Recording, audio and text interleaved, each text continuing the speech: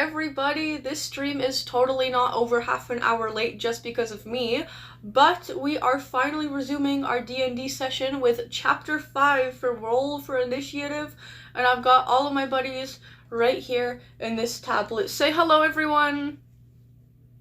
Hi! Hello, everyone. Hello. Alright, well, I'm good to go when you guys are good to go. Or unless we want to do, like, yapping session beforehand. I'm fine with We should whatever. probably do a little bit of yapping sesh for chat since we were so late. Oh, yeah, and I still have to pin Yeah. the rules and stuff. Yeah.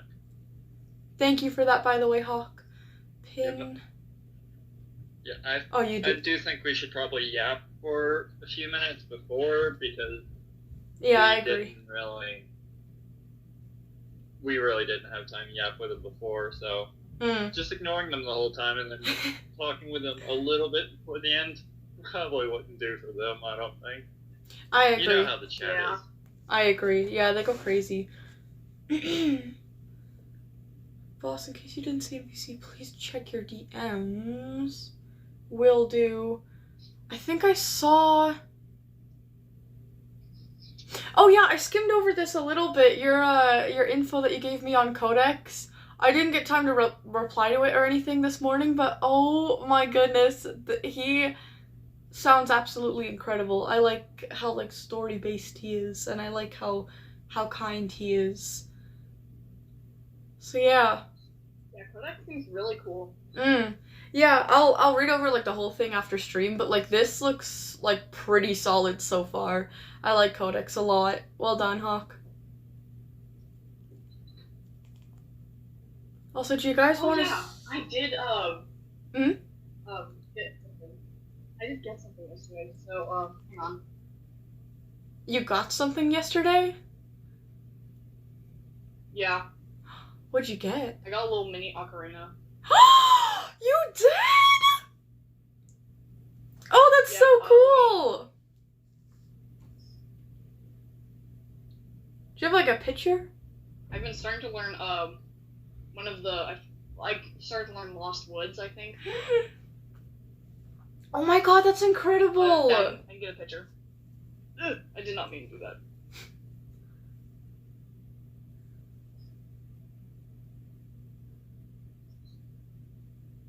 I love ocarinas. Like, obviously because of Ocarina of Time, but still, they're so... Oh my gosh! Can I show the chat?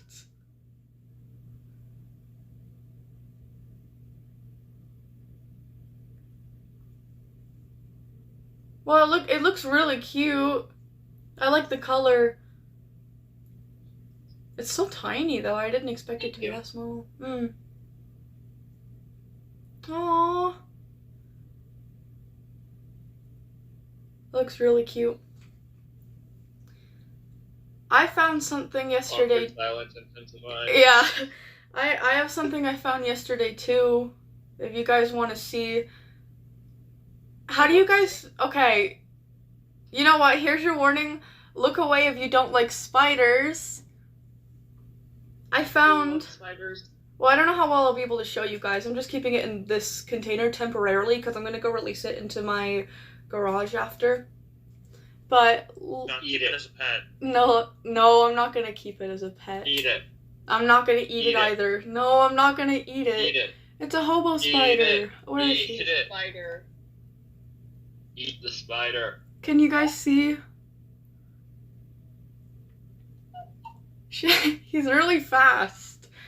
Eat it. I'm not gonna eat it! It's so Eat cute. the damn spider. Yeah, look, he's saying hello to you guys. So social, so social. No, he's like, get me away from her! We have tarantulas. That's incredible. I kind of want one as a haven't pet. seen any. Or else I would probably kill it. Oh. And probably set Hansa State on fire in the process. It's not a good source of protein. Stop. Actually, spiders are a good sorts of No, protein. no, Most not this insects one. Not and that. This bugs one has are. no nutritional Same with value. arachnids of various sorts. I'm In gonna. fact, spiders, but specifically the tarantula, is a delicacy in some countries, especially when you fry them for some reason. I don't know why frying a spider would make it taste better. I don't think any form of spider would taste good, but Probably the eat texture it more anyways. crunchy. No, I'm gonna give him a cricket after, or like a mealworm, and then give him some time to eat that, and then when he's done, I'm gonna let him out in the garage so he can go eat all of the bugs in there, and he can be like a little employee. Oh, look at him. He's so cute. Yep, I don't want to name him. I feel like I'll get honestly hate attached. spiders. I hate spiders with a passion. Yeah, I he love broke this his guy. hand to kill one. I used to have like really bad I did arachnophobia as once a break kid. my hand to kill a spider. Yeah. What? Wait, we need to hear the story of this. Okay, so I was doing this thing with my church a few years back called a mission trip. You go help people in need. And so I was helping paint a lady's house as part of the thing. And while I was doing it, there was this one specific spider that kept following me around. Like, it would literally follow me down the wall to, for some reason, chase after me. So I got tired of the thing. Oh, I think he wrapped liked my you. rags around my hand, and I just punched the spider as hard as I could. And then I kind of fractured my my hand right below my pinky's first joint. Oh, that sounds painful. It wasn't all that painful. It was just very sore for the next 3 days. Yeah, I'd Worth it, though. imagine. Because your hand has to move a lot. Yeah, and it was my right hand too, which I'm dominantly right-handed. So I occasionally do get aches at that specific spot, so I know it was at least a fracture. So, yeah. Also, it didn't heal right. Yikes. No, it definitely did feel right, because it's not displaced or anything. It's how it usually was, because it didn't really move. If you're still having pains, though, that might only get worse. Yeah. You're gonna feel it when you're like 40. Because I broke the same hand several times, and I don't have any aches or pains with it. So that's how I feel like it did not heal right. It did heal right. It was just Come out. I honestly just move my hand a lot, even when I don't actually have anything to do, because ADHD, so it's probably something that added to it. Oh, it's got the I've broken a cutest few face. toes, though, because I used to wrestle a lot with my uncle, and I stubbed my non-strong toes pretty hard a few times and broke them.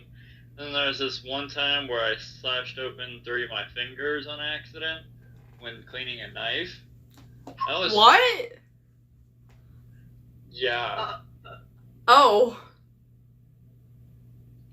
Yeah, Very interesting. I am very accident prone. Very accident prone. Yikes. He didn't know he's not very careful. Yeah, I used to be clumsy as a kid. Still kind of today, but not so much. I am very careful. Just not when it comes to breaking bones, apparently. Oh god, I couldn't imagine breaking a bone. It's a miracle I didn't break a bone as a kid, but holy shit, like, I've said this before, but breaking a bone sounds so fucking bad. It depends on the bone, because if you break something like a small part of your hand or your toes, it doesn't hurt as bad. It's more of just like aching, and then it heals and you don't feel it. But if it's like an arm or leg, yeah, it's going to hurt a whole lot more. And it also depends if it's like a full break or just a fracture. Well, damn. I still would not like to break a bone. Like, full on broke a bone in half. so I couldn't tell you that much. I did once fracture my toe. Oh.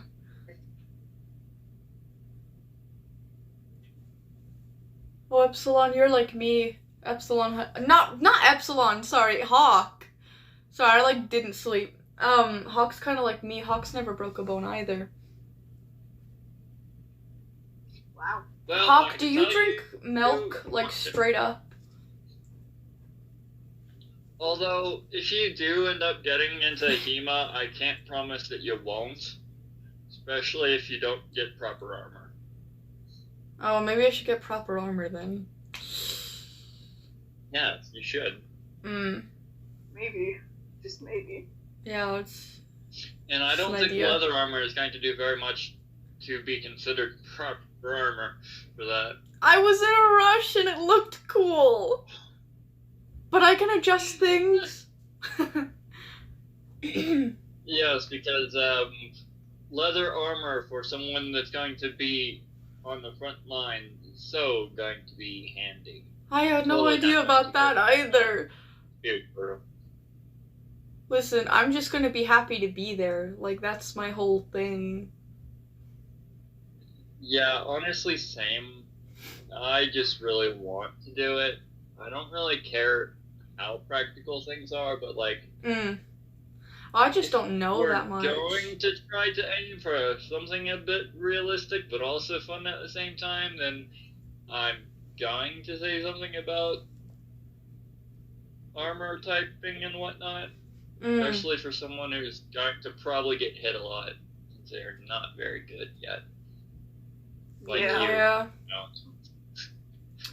Yeah. Or maybe I just shouldn't have a spear. I don't know. Should I really be on the front lines if it's like my first time? I don't know. Maybe it's the weapon I should change to fit the armor. That's how you learn the fastest, by being in a situation where you can get killed the fastest. Because it makes you learn faster to not die faster. Well, I think you'd learn too late in that case. Once you know, of course. Although Once you figure out the basics, then you throw it into the front line and you're good to go. Something terrifying about human anatomy is that adrenaline can keep you alive with wounds that should have long killed you. Oh, great. Yeah. Oh, that's nice. That's really nice. And in some cases, adrenaline can also make you bleed out faster. Absolutely. It is a double-edged sword.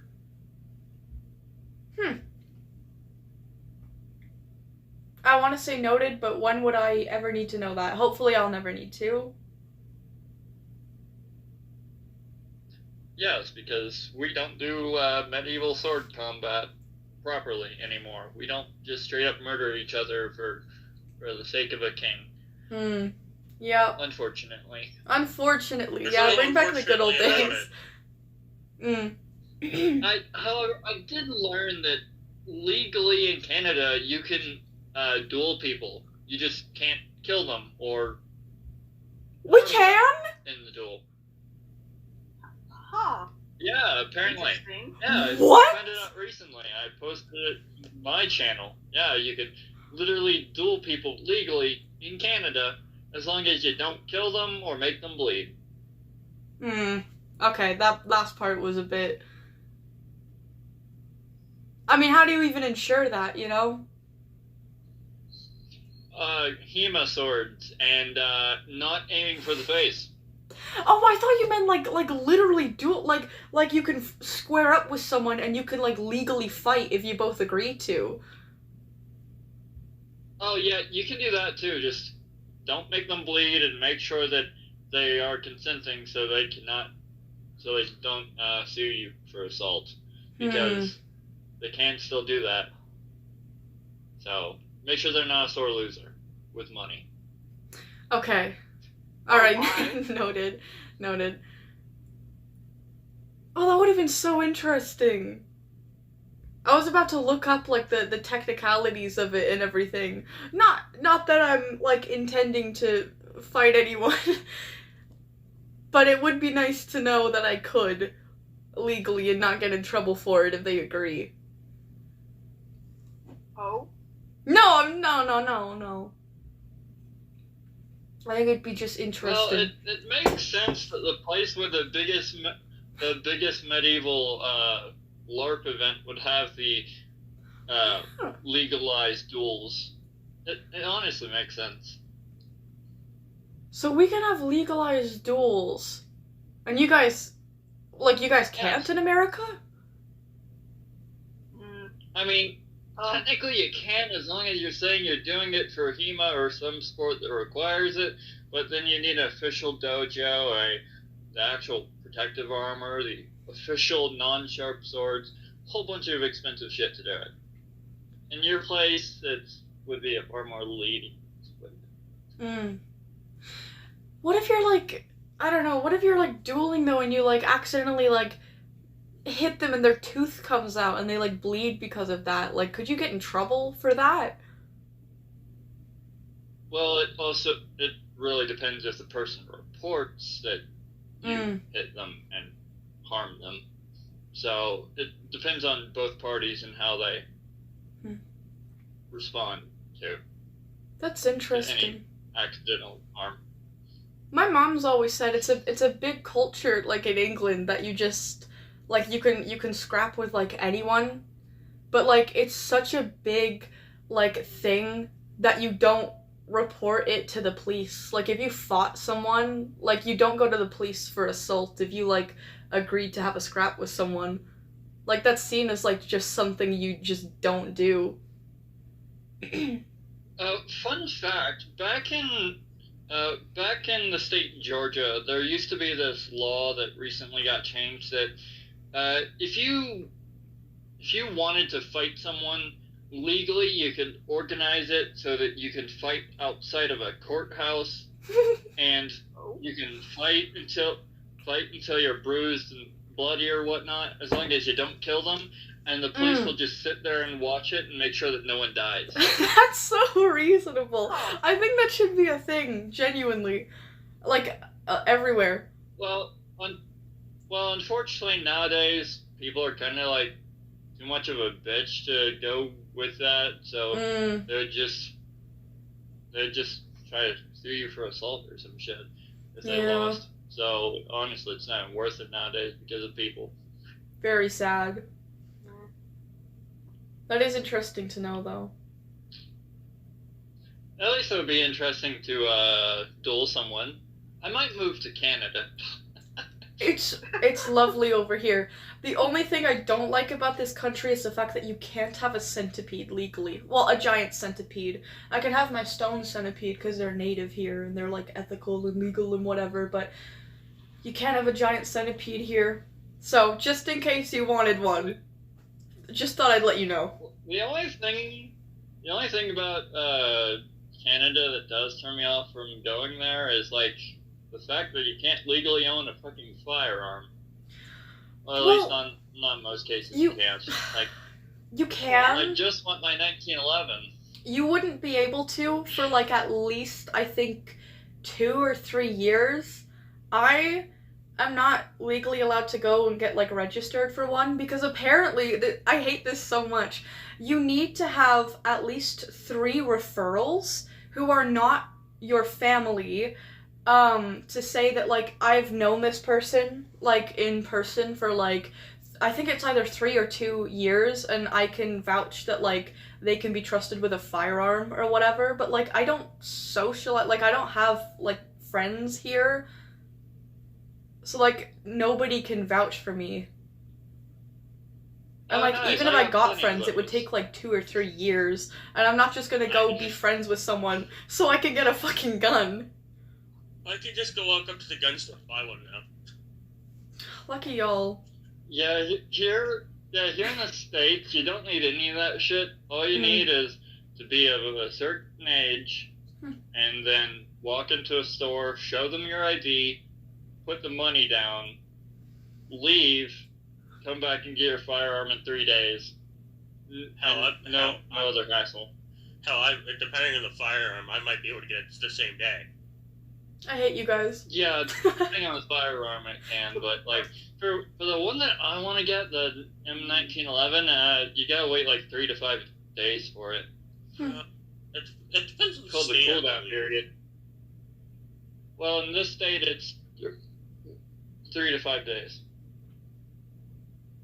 That's kind of insane, actually.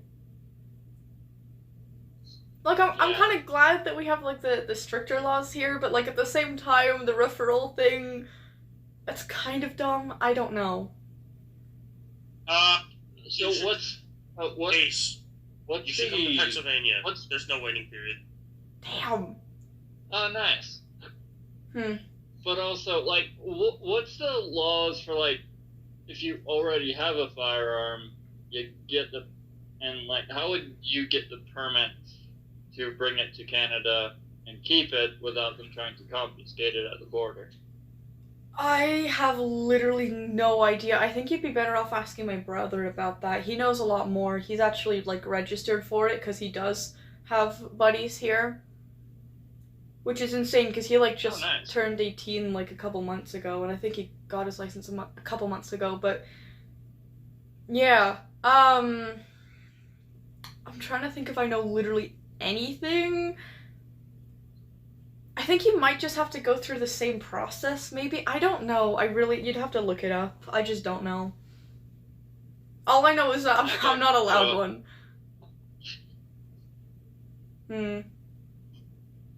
There's gonna be a lot of shit I'd have to look up before I even thought about it.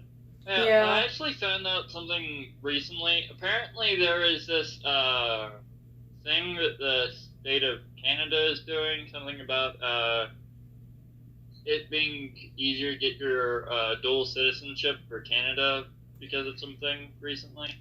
I forgot what it was exactly about, but I haven't heard about that, but I wouldn't be surprised. Yeah.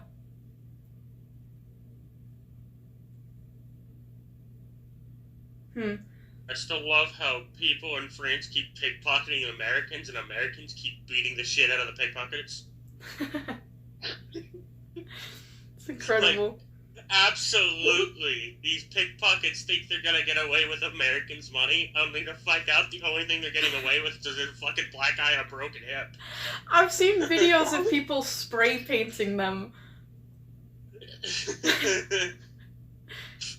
I love that. Well, of course you'd start running away when it's a 200-pound gorilla's chasing you. I'm sorry. But yeah, most Americans are like 180 to 250 pounds. Even if they're muscular. They won't even run after you. They'll chase you down on those scooters. Or what are they called? I'm like 150, 160-ish. I weigh about 302 pounds right now, and I've been losing weight. Yeah, I'm just tall. I'm not very wide because I am skinny as shit. What are they called? This is something that we don't really have in Canada, but I see a lot of videos where people have it in America. I don't want to laugh at it because, like, obviously people have reasons for using it, but it's like those, like, scooter, like, motorized things that, like... Moped. Is that what it is? Anyone you want. Like, they drive around, drive around, like, grocery stores. If someone is driving around one of those, laugh at them. Just straight up laugh at them. If they're that fucking lazy, they deserve to be laughed at. It's like, I get, like, disabilities and things, but, like, it's typically associated with a stereotype that, like, Americans, they're so big that they have to get around on, like, the... I don't know. It's specifically the ones that they in the stores. It's not a moped. It's not a... I'm Googling it. This isn't what I'm looking for. Yeah, the ones for shopping... Not everyone that uses one is using it because they're fat or lazy. Some are genuinely the majority are. Yeah. Yeah. So if you see them and they look like their belly is touching the steering wheel, you know they're using it because they're fat and lazy. So laugh at them. But if they visibly have crutches or something, don't laugh at them. Well, I won't laugh at them out loud, like, no matter what, because you never know, but, like, it's just the association that kind of makes me think it's funny. Just watch and make sure that it's good to laugh before you laugh. I I always feel a little bit bad about my friend who has a heart condition because, like, when I Oh. start walking, I just go, right? Oh. And she can't really keep up with me, Oh. and I feel bad for it. Even though, I'm not even in shape, it's just how I've always done it. I don't like standing around much. Yeah. I like to keep myself moving. Even now, I can hardly sit still. I've gotten up to walk around so many times while just chatting because, like, I have no patience whatsoever, and I sort of just sit here trying to find something to do with my hands or whatnot because I have major ADHD. Yeah, even when I'm sitting, playing my games and stuff, my legs and stuff will always be bouncing or something like that. I can't sit still. I found what they're called. They're called motorized shopping carts. They're called motorized murder machines. I don't know. They're funny to me. Obviously, I don't mean that in like a mean-spirited way. It's just the association, right? The stereotype or whatever. But still, I like these things. Well, I know. Unfortunately, pisses me off every time. My family, because both my mom and my grandma are fat as hell, decided to use those things, and I'm like, that's not what they're used for. Get up and walk. Oh no. I mean, if your grandma's old, then like I get it. Like I don't want to be judgmental about it, but you know. You made the decision Hawk, to eat all the food. I agree. Hawk, I agree with your plan. Yes, let's move to Canada together. Yeah, let's move to yeah. Go to Canada and just forget about any other country. There are so many malls here. There's so much to do. That's the place I want to go to. Guys, come to Alberta. It's incredible. Ontario's okay, but it's kind of like a little bit more depressive, not as modern. There's literally one other part of Canada that I want to go to, which is, I mean, we've already talked about it many times because that's where the fucking LARP event is for Beakerline, so... Oh! I thought you were implying that you wanted to move to Quebec for a second.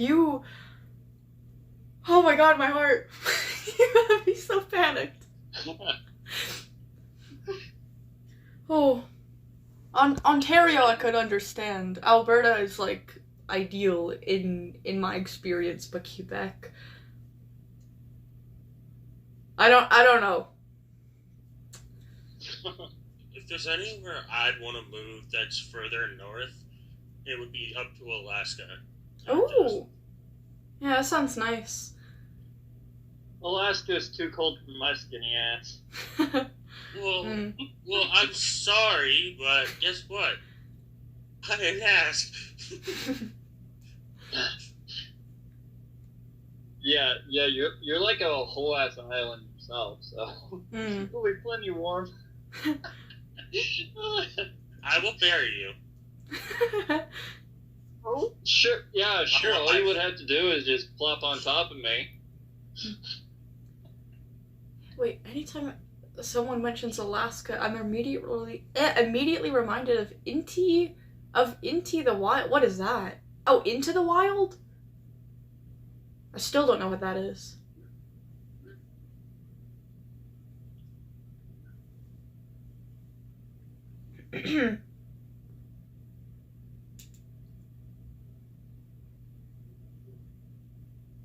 Oh, I suck at typing. Okay, I'm sorry. It's okay, Hawk.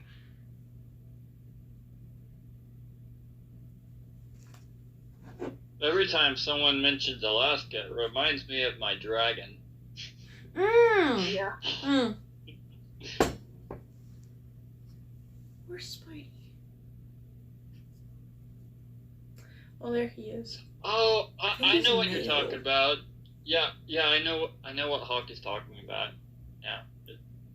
a I movie remember about the movie. a guy wanting to live in the Alaskan wilderness based on a true story, apparently. Oh, we had to watch that for our English class.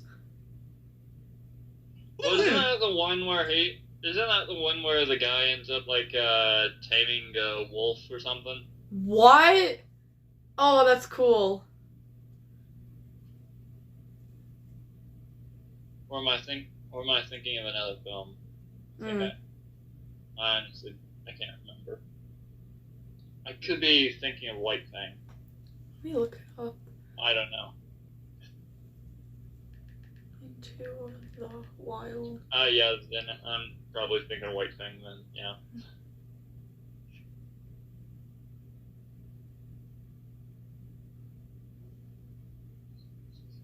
I'm actually not a fan of the White Fang remake. A fan of the White Finger? What? Shut the fuck up.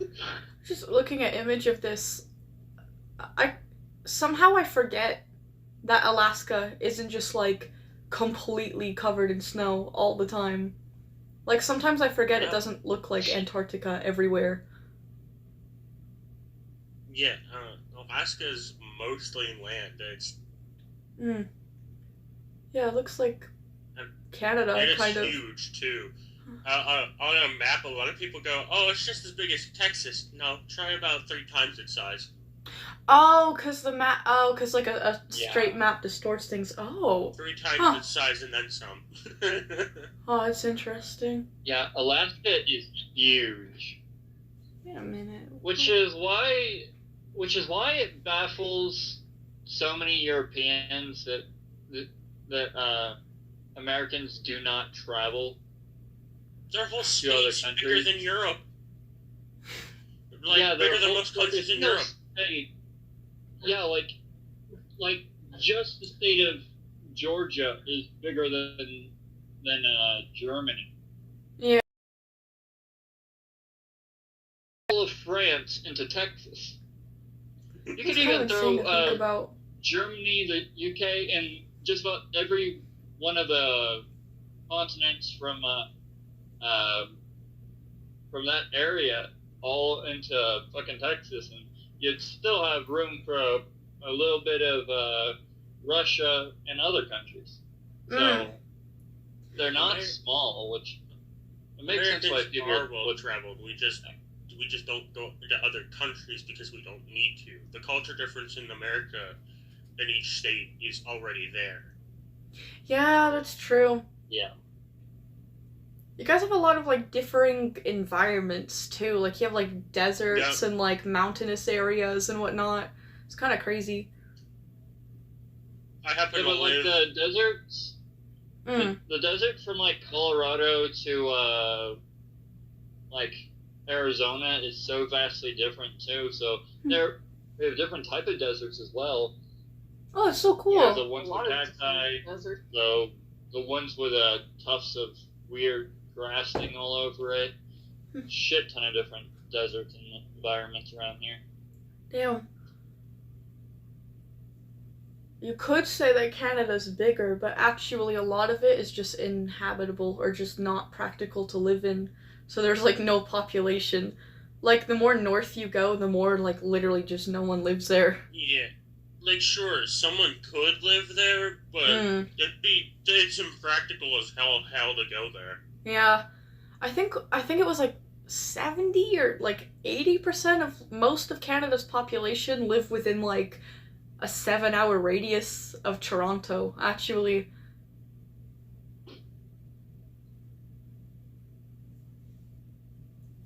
Not me though, not anymore. Okay, so do y'all want to go ahead and get into this session? Yes, good yap session, but yes, I'm ready. Burn the witch! Because we practically spent like 40 minutes just yapping. That's typical. Yeah, very typical for us. So I'll go back and I'll just timestamp whenever we like start in the comments when this is a VOD.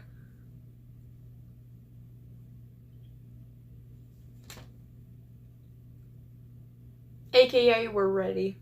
Yeah, anyways, Mm. Yeah, so, once again, it is morning. The sun tracks through your windows into your rooms, shining right into your eyeballs because of poor construction and placement of the building. So, congrats, you're now all very much so awake to your displeasure. That's kind of clever design, though, to make guests, like, leave earlier, putting the sun directly in their eyes when they wake up. I actually agree, it would be pretty great. Mm. Yeah. Okay, well, between that What and if I the roll fact... for initiative to fight the sun? I'm kidding. Okay, between We the can sun... do that. You're going to lose. You can't do that. Wait, how would the sun fight back, though? How do you think the sun's gonna fight back? Well, it it's doesn't just... have to. It's very far away. Trust me, you don't want to find out. Oh. If you want to fight the sun, we can end the campaign very quickly right here. No, I don't want to fight the sun. I like the sun. It's pretty when you're not staring at it directly. Alright. Yeah, Carney. at least wait till level 20 to try to fight the sun. It's like giving God the finger. 20? Carney wakes up early for once because Yeah. the sun is in her eyes and she has been subconsciously thinking in her sleep about that extra dollar that she had to pay for the room. So she wakes up early for once, she stretches, and, you know, she kind of grooms out her fur and whatnot, you know, takes care of herself. Then she steps outside, and she's got breakfast on her mind. Oh no. She's gonna kill the first bird. The She moment you fucking... said that, I hear that song. I was murder on my mind. I was thinking breakfast on her about... mind. Remind me of that song from that one meme. Same, actually, as I was saying it, I was like, it kind of sounds like murder on my mind. No, I mean like the one meme where the guy was singing a remix of that song at the drive-thru for his order. Oh yeah! I remember that one too.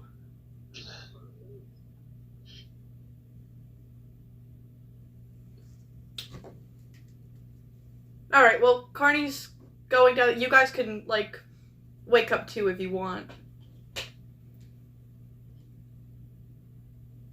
Oh wait, Hawk speaks. Did you put fucking lip gloss on your phone? No, on you guys. Sharing is caring.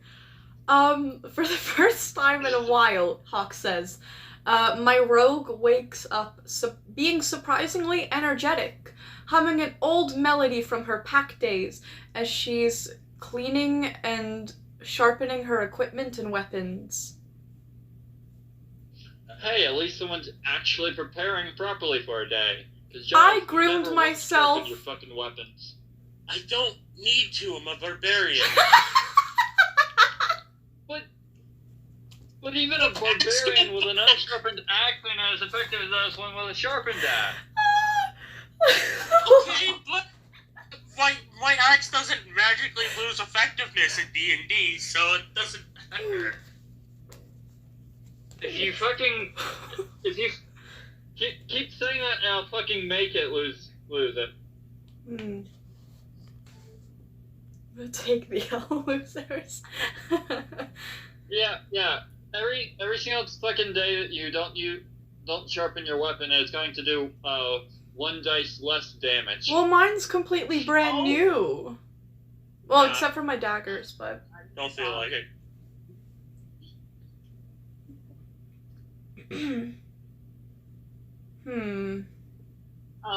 Well, I guess Onyx wakes up just, like, very, very annoyed already because, I mean, he just woke up to the sun, basically.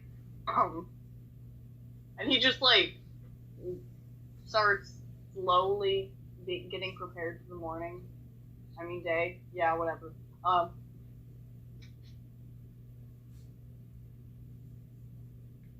Alright, I'm going downstairs to get breakfast. What do they have?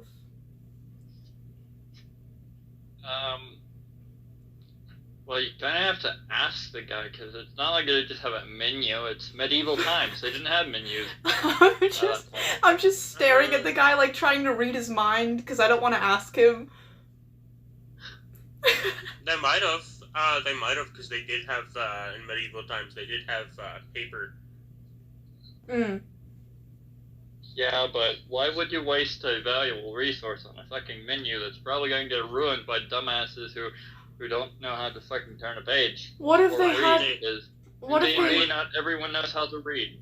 What about, like, a wooden sign at the back of, like, the counter that they just put, like, ink on or something to write?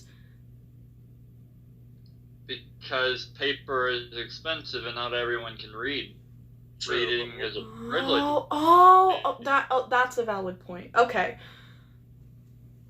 But why would a noble waste precious paper on the story of Timbuktu? What because Draco nobles said, I think. don't care what the fuck they spend because they know they can buy more of that shit. So, and y'all are not nobles, so you can't afford those luxuries. Which is why parchment paper is so valuable for wizards and shit. So. Alright. Well, okay, Carney goes up to the counter then, and, well, she's in a very good mood today, actually, because she really, likes her new bow. So she just asks what's on the menu, like, not even trying to get, like, a discount or anything today. She's just in a very good mood. Look at the name of the sticker that hogged it out of the thing. Bitch, hold still. I love that. I'm gonna star that. Okay, so the guy just looks at you, just bread, cheese, sausage. You pay extra for the sausage. Okay. Moon's gonna be sharpening. Area that we stayed in. I think I'll just settle and pay for the sausages. How much are the sausages? 2 million gold.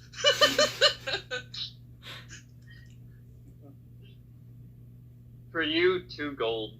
What do you mean for me 2 gold? Remember what you tried to do You earlier? know exactly what you did, cat. They're gonna charge me for everything double? In this place, yes, because you tried some bullshit. Okay, you know how at the start I was, like, given some, like, food? Or D&D rations probably. Really have a specific set of ingredients in it, so you can really just decide what you want it to be. But also, like, your thing did say you had a week's worth of rations, and So you've 7? used 2 of them in your travels at this current point. So you have about 5 left. So if you eat one now, you'll have 4.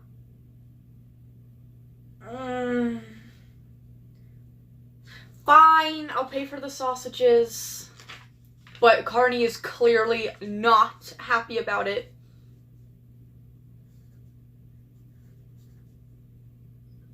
Okay, he takes the 2 gold coins and gives you 2 sausages.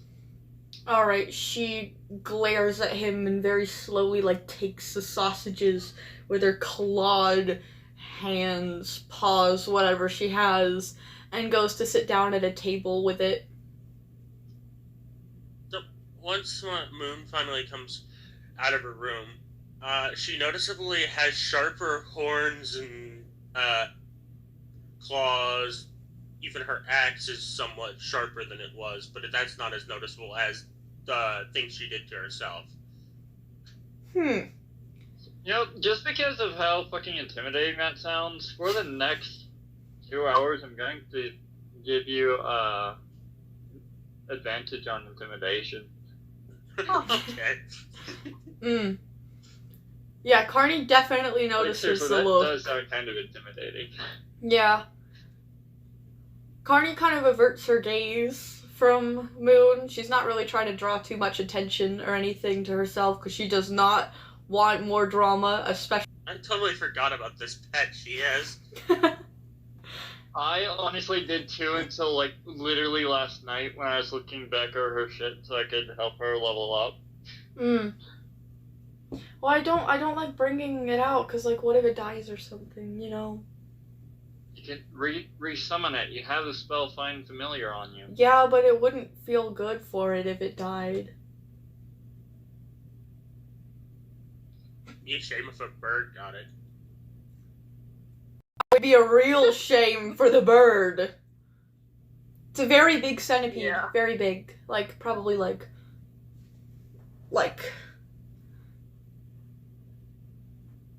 a 1.5 feet long.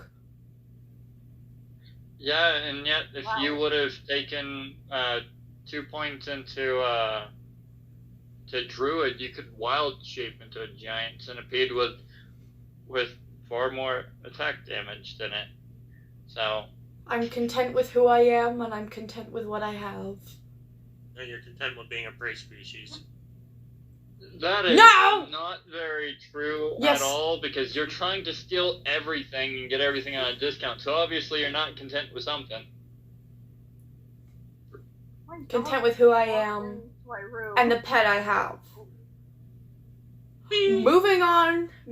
This is not the Carney show. People do something. Onyx walks out of his room feeling a bit better, like not as grumpy. But he goes to get food. Wait, what was the menu again? Bread, cheese, and sausage. I guess he'll get some bread. Bread. Makes sense for a bird. Yeah, Yeah. bread.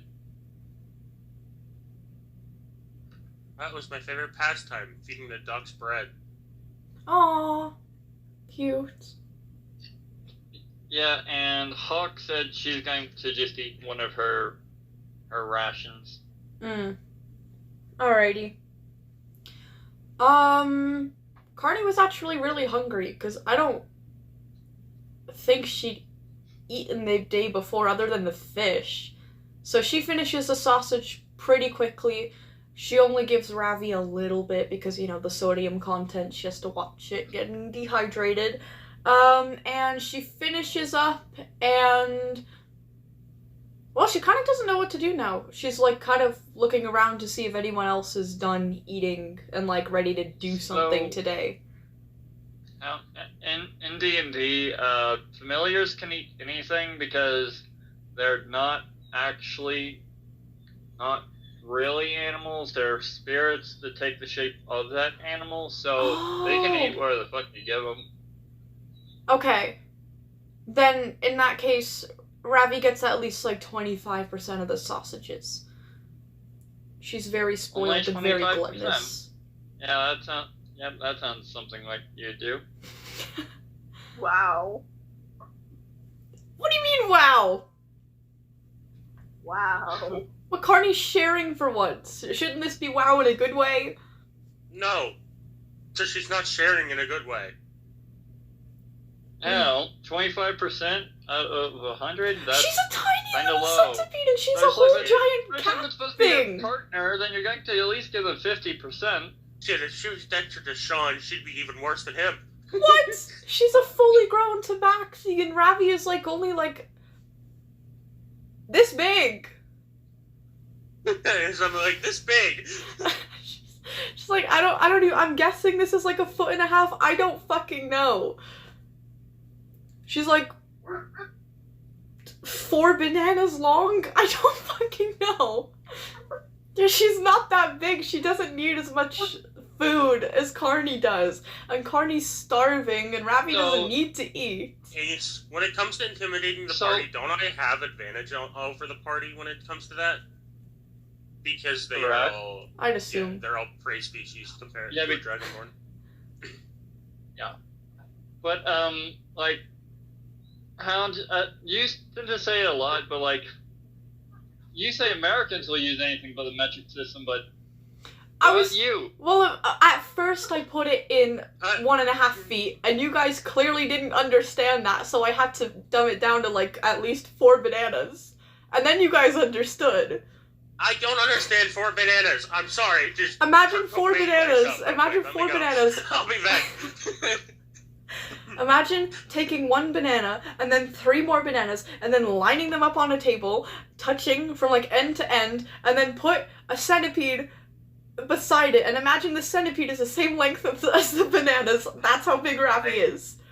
I understood 4.5 feet. I didn't understand the definition you just gave me. I didn't even say 4.5 feet. She's 1.5. Well, She's little. Well, she's giant for a centipede. Even giant for a giant centipede. But she's still little. She's like 1.5 Shih Tzus long. that is not helpful. She's like a small baguette long. You could even use the metric system, and I would understand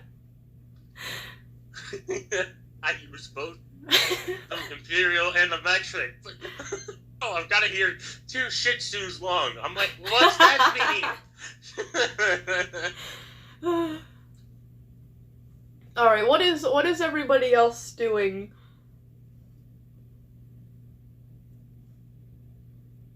Did we have a certain goal in mind today? Mostly eating food. Okay. Moon's gonna look over the things after we did the tower. We also have the 2 quests, if you remember.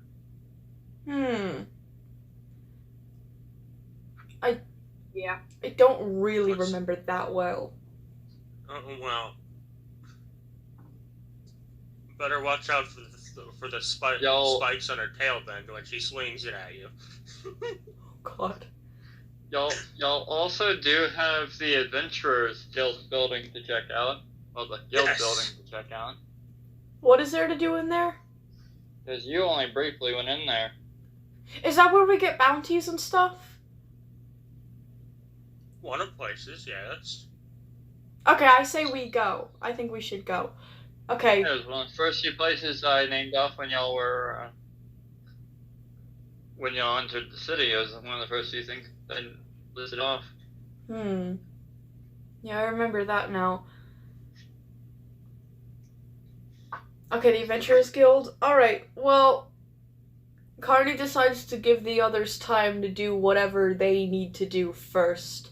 So she just kind of sits there boredly and pets Ravi and kind of thinks about stuff.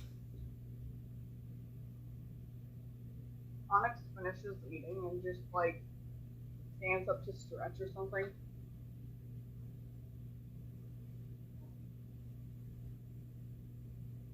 Okay, after a long stretch of awkward silence, Carney leans back and... Can you just put pets away? How do you do that?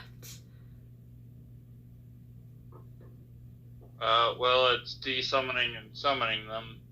Right. Okay, she leans back and she de-summons Ravi and she says, well, I'm bored. Who wants to go on another bounty? Just so you know, it does take a spell slot to summon your familiar back in. So. Okay, that's all right. I'll keep that in mind. Yeah, and you only have 4 spell slots. So I've already used it? Like the one? Actually, no, you have 6. 2 for 2nd level and 1 for... No, and 4 for 1st level, so... Yeah. I have 6 spell slots. Okay, that's kind of cool. So did I use one, though, by bringing Ravi out? You did, yeah. Alright. Okay, not the end of the world. Not the end of the world. Alright, anyways. Worst spell to ever use. Okay. Who wants to go to the... I'd like to find a familiar spell. Yeah, except in this case. Who wants to go to that Adventurers Guild and check out some bounties and stuff? I began to go there again. I mean, it wouldn't be the worst. We'd have something to do. Mm-hmm. Okay, Hawk is also typing.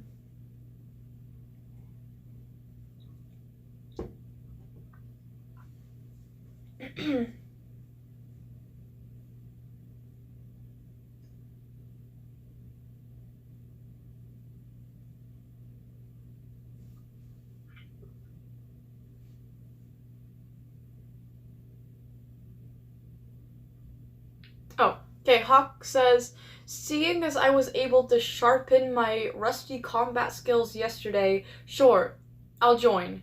Even if it's with you, fish breath.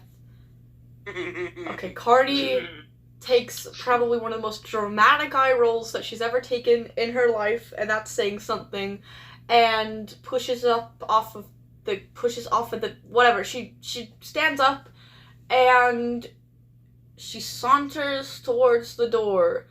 Alright, come on guys. We've got more money to make and things to do. You guys are too quiet when there's nothing to do. And jobs to steal from people. Mm. And probably some lives to steal from people too. And they didn't need it. That was Hawk that was violent yesterday. Or not yesterday, last week. I mean, technically yesterday in the story. You were too. You wasn't that. I stole. I didn't know that we were gonna get into a fight. Hawk chose violence. First thing you do is just like, oh, look at these crystal light guardians. Let me just steal. I was their in armor. trance. That sounds like a grand plan. I was thinking about my wallet, not malicious violence. Oh, you're always thinking about your wallet. Sometimes malicious violence includes wallets and vice versa. I didn't know it would in that case. It's D&D. Expect every case to be like that. Well, now I do.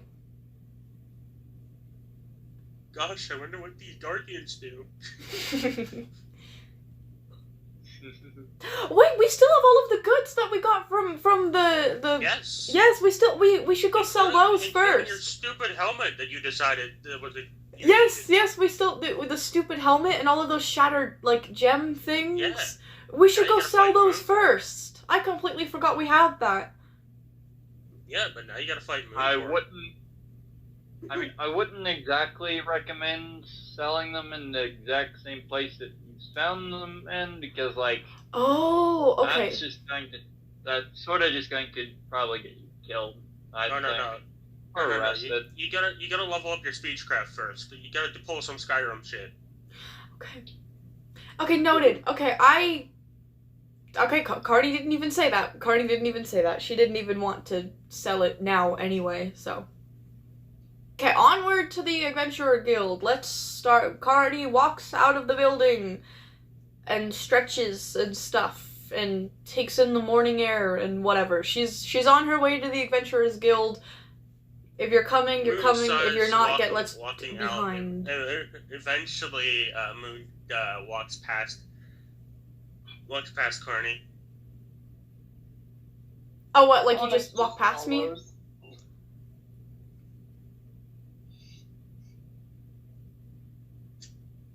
just likes to Please press hit buttons. Carney with your crowbar. What? Yes, please. Right in the knees, please. Yes, What about hitting me with a crowbar? Please just hit her with the crowbar already. Hey, I have a crowbar of my own, actually. That was one of my stuff. I'm sorry. I don't know. I was bored. Okay, Hawk follows as well, but stays far away from the cats. Foxy, what the fuck?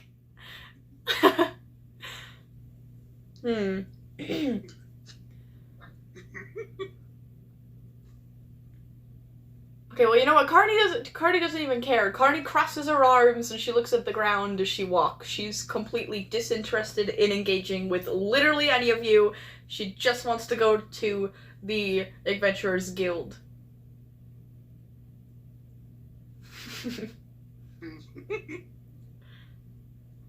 So y'all enter the Adventurers Guild, and once you enter, you notice that it is quite dead this time around. There's not quite as many people there, but there are still a good few people checking out the board, talking, and just generally moving around and working.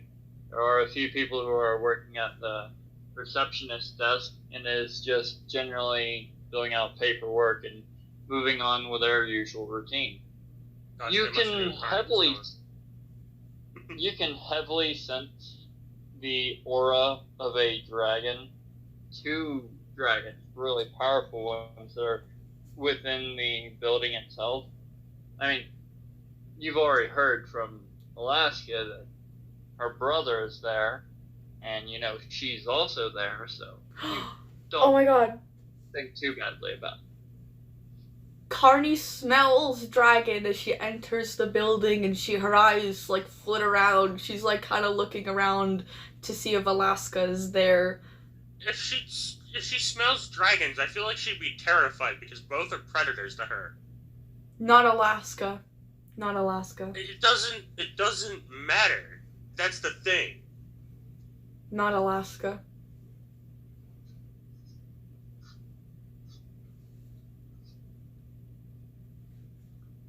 Well, you don't see Alaska in the room. She is not there whatsoever. She's definitely in a different room. Wouldn't suggest going to go find her because you're not allowed in most parts of the building. I'm gonna go look around. Alright, Carney looks subtly disappointed and she returns her gaze down to the floor again. And by look around, I mean look around where I am allowed. Well, it's pretty much all the same that I just listed off. You just realize that the walls are very fancily painted and definitely were not cheap. Same with the carpet, chandeliers, and pretty much everything in the building. Not a good place to have a sharp tail, I'd say. Although, not to mention, it already was sharp, so... now it's just sharper.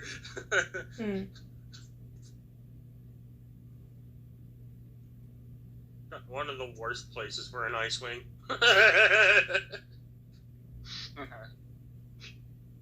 Alright, well, Carney Yeah. kind of ignores everyone and everything else and just goes straight to... It's the board, right? Where you check for bounties and things? Which we already took the bounties from yesterday, but if there's more, there's more. Yeah, she... Although, could be beneficial to join a guild. Join a guild. What would be the benefits of that? Oh dear. Oh dear. Well, you get more access to jobs, more money opportunities. Yeah, let's join the guild. Probably potentially get access to various resources of theirs, including blacksmith, and probably connections to some nobles in case you need them. Hey guys, Plenty of stuff, really, if you just play it smart. this place looks really nice. I think we should join this guild. They just can feel the greed just emanating from all over your body. They can see the cash signs in your eyeballs. You are an open book to them. They can just detect your greed from a mile away. Her pupils are wider than saucers as she's just looking around at all of the people and like the intricate walls and designs. The chandelier. Oh my god, the shiny chandelier. It would be a shame if I took a level in Barbarian. Not Barbarian, a level in Paladin. What'd that do? Give me Divine Smite. It'd make you more powerful. Mm-hmm. That'd be cool. You'll truly be min-maxing then. Yeah, I will be at that point.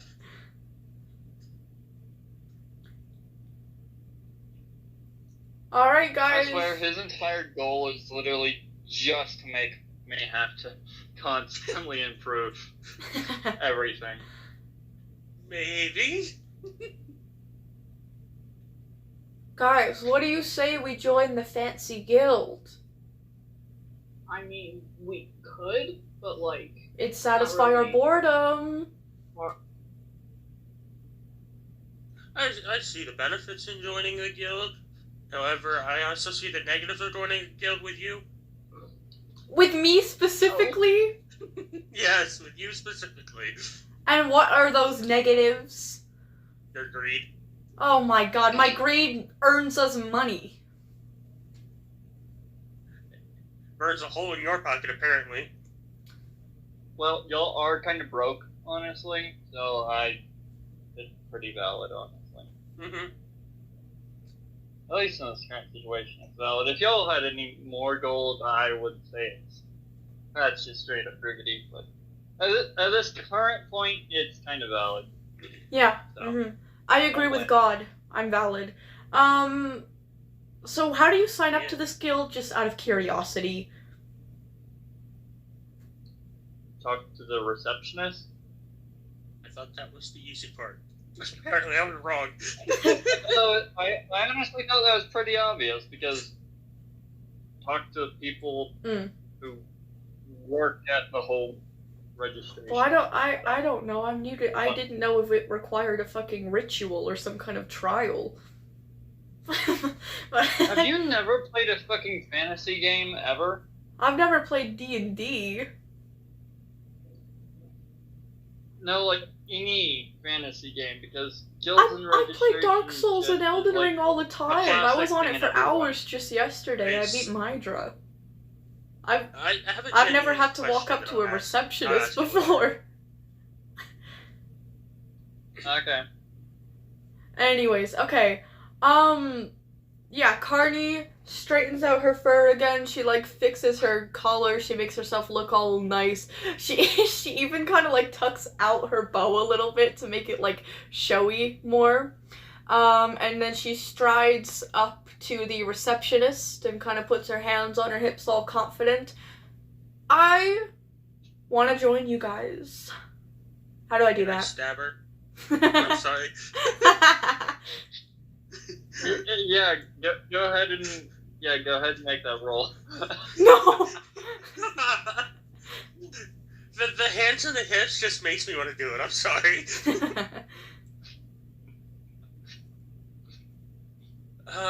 It would. Okay, but you kind of have to say something. You can't just like Yeah. stand there and expect something to happen. I said I want to join you guys. How do I do that?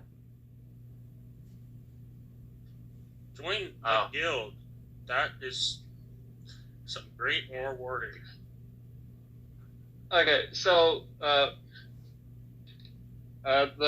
dark elf lady just places down a piece of paper and hands you a feather and an inkwell, and just simply tells you to fill out all the information here. Thank you, she says, and begins filling it out. Cardi has, like, noticeably messy handwriting, but, like, it's legible. Like, it's definitely readable, but it's not pretty. I don't believe that. I think it just looks like chicken scratch. She's also grinning concerningly at the paper. Turns out it's just a form to make sure she doesn't have diarrhea. It's a fucking restraining order so she doesn't come back. That'd be great.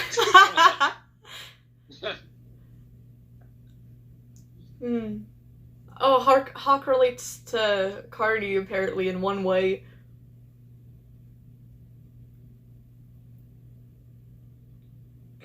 What, the handwriting?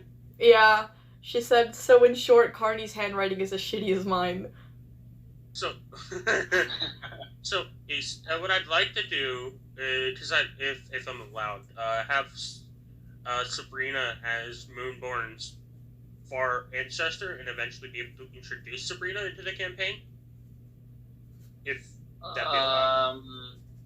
Well, we'll have to see at a later point. Because Yeah. I'm not entirely sure as of yet. So I'll keep that in mind though when coming up with later sessions. All right. I'll talk with you after the session about it, Alright. if I remember. Carney proudly finishes writing up her form and flips the paper back to the receptionist with a very gleeful smile. There you go. Okay, so she takes the paper, looks at it, she squints a little, and then has to adjust her glasses and pulls the paper really close, and then just nods, stamps it with a stamp on her desk, and then puts the paper onto the table, pulling out this piece of copper on a slate, and then she waves her hand over it, and then magic goes all over the copper piece and molds it so that the information is filled out on it, and then she offers it out to you, and just simply states with a very cold tone, "Welcome to the guild." Carney is thrilled. She bounces in place from paw to paw. She's grinning so widely. What is the copper thing again? That she was just given? Welcome to the guild. You start at the lowest possible rank. Yeah, To make copper pieces. pretty much. She's happy to be here. Pretty much just tells you.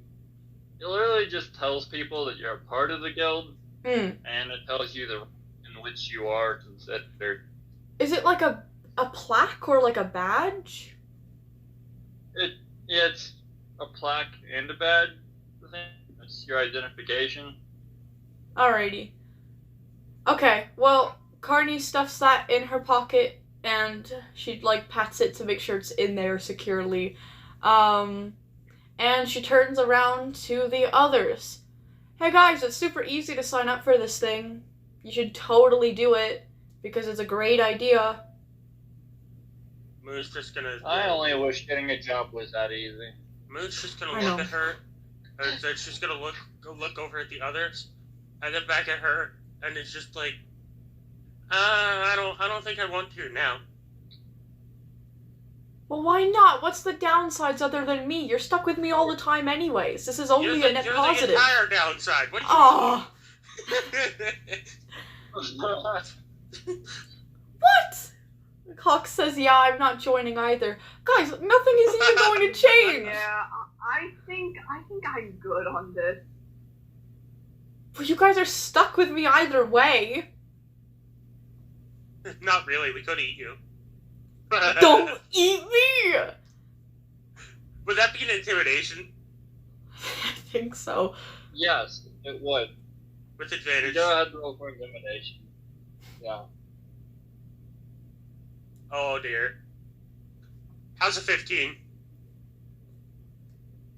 Alright, I gotta look to see her charisma. Okay, I gotta check your charisma mod. Fire again. Keep freaking forgetting.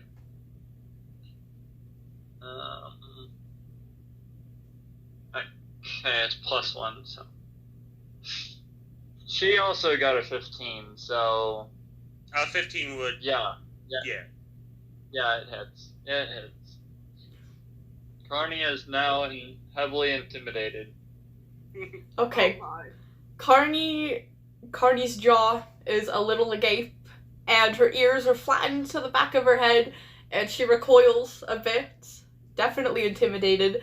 And she's like, okay, whatever, fine, don't join the guild then, whatever, miss out on all the money and the opportunities and whatnot, and you know what, you guys, I don't even need you guys anyway, and you know, you might as well just, you guys don't have to keep me in the group. You see a somewhat evil grin on Moon's face as she enjoys seeing this terrified cat. Carter just slinks away to some corner with her plaque as she just mumbles stuff. Well, that went well. Very.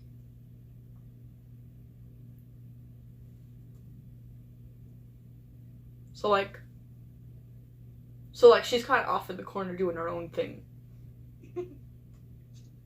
Yeah.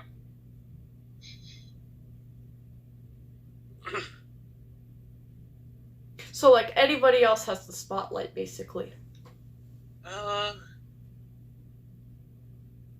now that that's taken care of, we would earn a little bit more with the quests and stuff that we do if we did join this guild. But now that we don't have someone talking down our throats, being a greedy little shit, and now we can make this decision for ourselves. Yeah, it is. It's a hawk.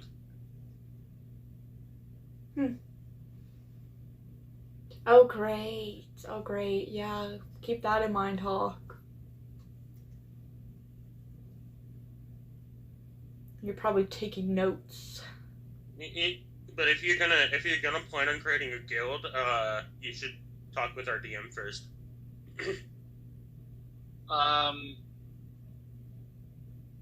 It is technically possible. Yeah, it is very possible.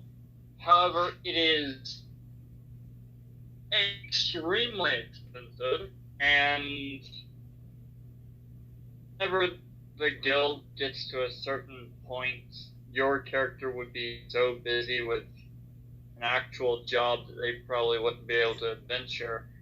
And at that point, you'd practically have to re-roll a whole new character so that you can actually just, like, run the guild and still have a character for the campaign. So, no, you just if you want to have a sweet ending for your character, and let them settle down and relax, and it's always a good thing to try whenever at a certain point.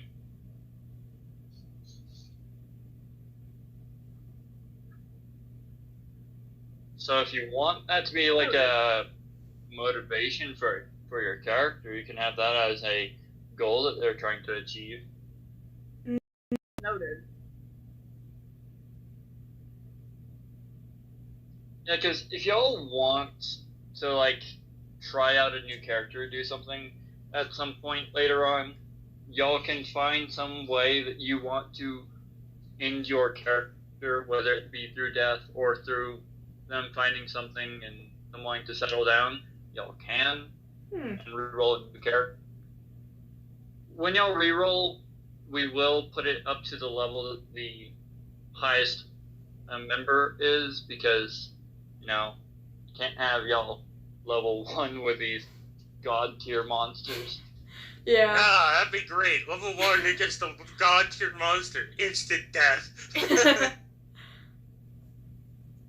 Yeah, just imagine you're level 1 and suddenly God puts you up against a deity as well.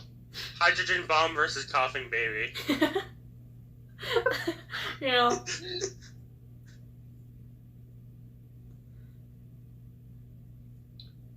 Yeah, so just let me know if y'all want to do something like that at any point, because you can. It is permitted. I'll keep it in mind. Alright.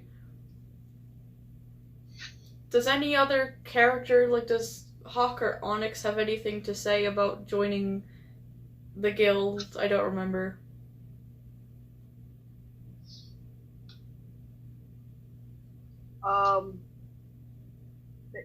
They said they weren't gonna, if I can remember correctly. Plain Onyx said he wanted, but... Ah, okay. Yeah. Alright, so is it just me joining the guild then? Yeah. Alright. Yeah, sounds like it. Also, I'm pretty sure only Draco would know this fact, but it's actually extremely rare to see a dark elf, also known as a drow, outside of the Underdark, and they are a very disliked species among humans, because their deity is definitely an evil one, at least specific ones. So yeah, it would definitely be Is there one like nearby or something? you just talked to fill out one. your paperwork. Wait, the receptionist was one? Yes. Yes. Okay, it's at this point. Okay, I feel like I need to ask a question by this point. Would it be realistic to say that Carney grew up with a lot of tabaxis in her area and not a lot of other species? Yes. Okay. Yes. Yeah, definitely. Yeah, okay, because... Especially if you grew up like you were described, her clan would literally be tobacco only. Okay, yeah. I mean, I kind of changed it a little. I might tell you, like, the lore when I get off stream, but yeah, it's basically that. She's not really used to other species. You changed it whatsoever. I'll need to know so I could change my original encounter I had planned for your backstory. Ooh, okay. So... It's not, like, that different, but, like, it's... You'll have at least a small point for it. Okay. Alright. Yeah. I mean, she's just kind of nonchalant, and she doesn't really care that much, so it's, like, not that obvious, but yeah, she's not actually really used to, like, other species, but anyways, yeah, she didn't even know that, like, dark elves are not liked. Like, she didn't even blink twice about it. How low is your intelligence? Well, it's not my highest stat. I'm asking this because typically with cats, a little fun fact about cats is cats believe that every other creature around them that's in their home happens to be another cat. Oh yeah, that's true. Yeah. Also, she extra wouldn't care then. We all just cats for real to Carney. Okay. Yeah, her intelligence is at 13 too, so it makes sense that she wouldn't high really... enough for her to realize that's not true, or is it low enough that it is? That is the question. Either way, she doesn't care. Just in her mind, everyone's a cat. Yes. Except for Moon. Moon's made it very clear. Moon is a scaly cat. Onyx is a feathery cat. Hawk is a cat with a really long snout. It's kind of uncanny, but she doesn't mention it. I don't feel like you'd see everyone as cats. At this point, I feel like just giving Carney a disadvantage on history checks just because she knows nothing about other species and the history. Yes. Yeah, actually do that. Yeah, you now have disadvantage on all history checks. Well done.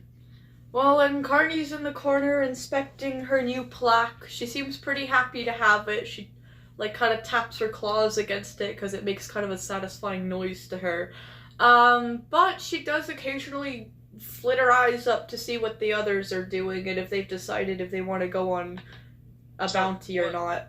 What I am going to do with this guild is I am going to ask the differences between the ranks and everything else. I want to get more information on this guild before I decide to even dare join a guild like that. I'm not going to sign up blindly. Unlike a certain someone. I'm getting money.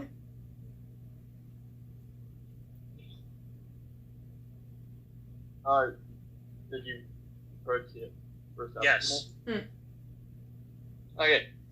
So, she looks up at you, and she just pulls out a guild handbook and hands you it. And she explains that it covers all the guidelines, restrictions, how the systems work, and the ranking systems and everything of that sort that you'd need to know before joining. I kindly thank her, and then I start reading the handbook. Okay, so pretty much with this system, there are 5 different ranks, starting from copper, going up to silver, gold, platinum, and then mithril. Each of the ranks have access to different utilities around the guild and have access to different areas. And then they also have things such as the different jobs of certain ranks in which they can and can't do. But as long as the party collectively has enough strength to be a rank above what the member is, they can take on that quest. Alright, and what are the restrictions? Because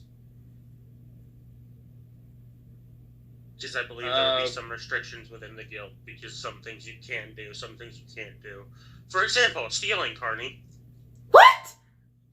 Well, for the most part, it mostly just covers not doing any harm to the guild's reputation or its utilities, or doing anything that would make people distrust the guild or its representatives. Outside of that, there's not really many other restrictions.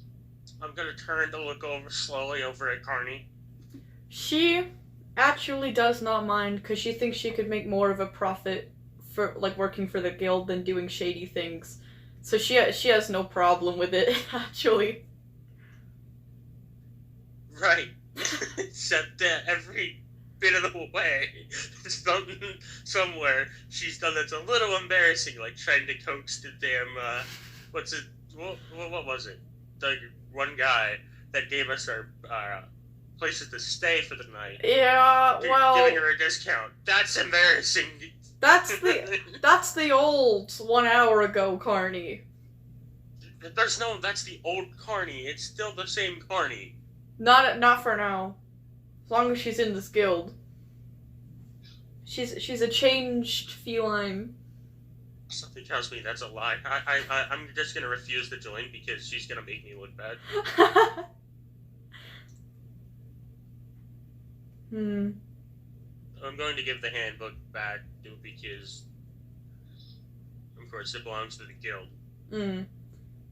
And nobody else is interested going once, going twice? The Dark Elf takes it back and puts it back under the desk.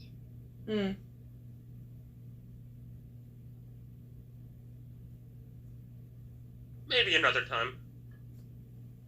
Alrighty. So wait, do Right, I get special? Let's go to our quests. Oh yeah. Do I get special quests now? Just out of curiosity, because I'm part of the guild? Yeah. And you'd know that if you actually took the fucking ask for one of the damn guidebook. I like to think she just skimmed over it. I'd like to think she didn't read it. Well, she kind of did, but she kind of did. She's like, that's fine. That's fine. Like, she read it, but she didn't actually take anything into consideration. She read it, but none of it processed. Yeah. Like, she's hearing, but she's not listening. I'm just gonna refuse to join so that way I don't get kicked out of a guild because of Carney. Maybe we'll find another guild. Well, they can't punish you for her doings. Yeah. Only for your own.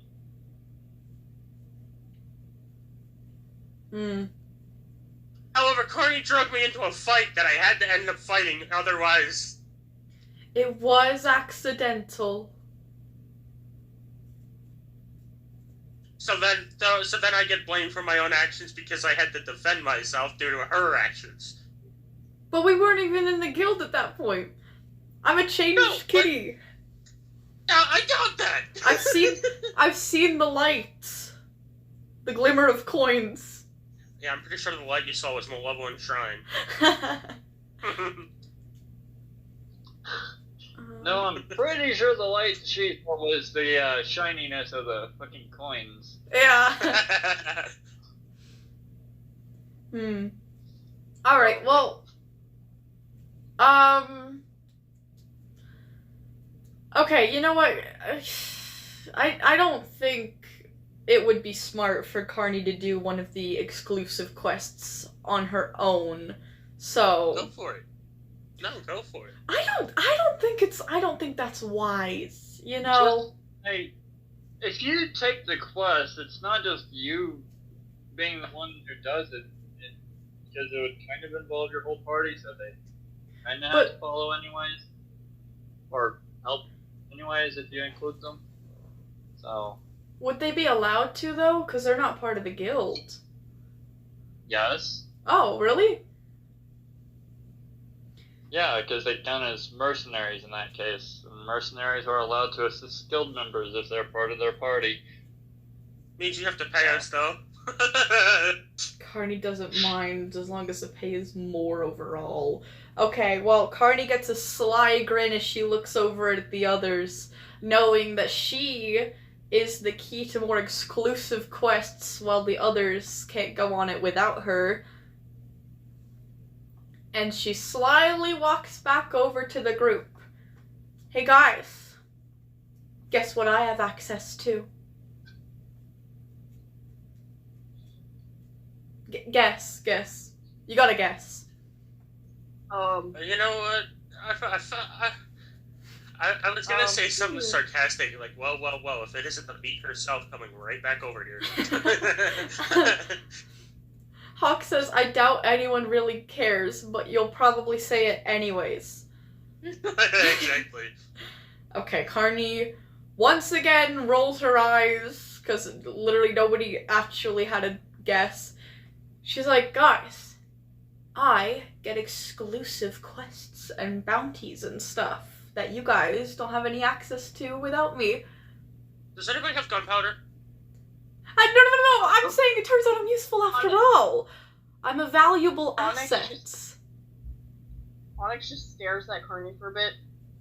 Okay. So? Okay. Like... Well, we're all kind of somewhat broke, right? That's not good. Being broke can be dangerous sometimes. If your thought is only about money, that is more dangerous. Ah. Alone Hawk says, so we can just keep traveling and go elsewhere. You're not that special, fish breath. Okay, well, you've been traveling, you've been going elsewhere, and guess who's in a guild and who's not? Listen, the point is, do you guys want to go on an adventure? That's it. I'm stabbing Carney. Ah! No! My tail. No. So, what damage would I roll this? Because technically it wouldn't be unarmed, but it would also count as unarmed. I'm gonna say 1d. Can I run away? 1d6 slashing. No. Okay. Actually, no. I'll say 1d4 because like it does technically count as unarmed. If it 1d4. is. Okay, so I'm gonna roll unarmed strike, but if it is with my tail has a tip spike, kind of like a Xenos, so it'd be piercing. Yeah, but you're using it as slashing, so still 1d4. 16. Does the 16 hit? What's her AC again? Let me check. Like a 14? She has 16. That would hit, yes. She has leather That does armor. hit. Yeah. 1d4. 4 damage. Oh, let me tick that off. Wow. Wow, indeed. Alright, well, Carney staggers back, and she looks shocked and a mild bit horrified. She holds her hand against the spot that was struck, and she just pauses for a second. She's kind of in disbelief. Like you're fucking special, you're gonna be treated like you're not. Okay, her tail flicks. Her pupils are kind of shrinking. She's still in surprise, mild offense. And she looks between the two and she sees that Hawk is trying to stifle a snicker but failing miserably. Then she looks over at Onyx, trying to gauge their reaction. Okay, so Onyx is just like kind of amused at this point. right as Like also... Carney staggered back, the the party would hear a snap as if someone just snapped their fingers together very loudly, so much so that it echoed. And as they did, a giant wall of ice immediately went between the two, separating the party, so that they could no longer clash. And then this very well-dressed man with white hair and these crystally bluish white eyes steps out and just clicks his tongue in disapproval. And then he just simply states, "You are aware that the rules of this guild state that you are not allowed to fight within these walls." Oh. Well, candidate's not fucking candidate. Carney is even more in shock now. And she's a little, I should clarify, not romantically, but she's a little mesmerized by the look of this man. Because he does sound very majestic.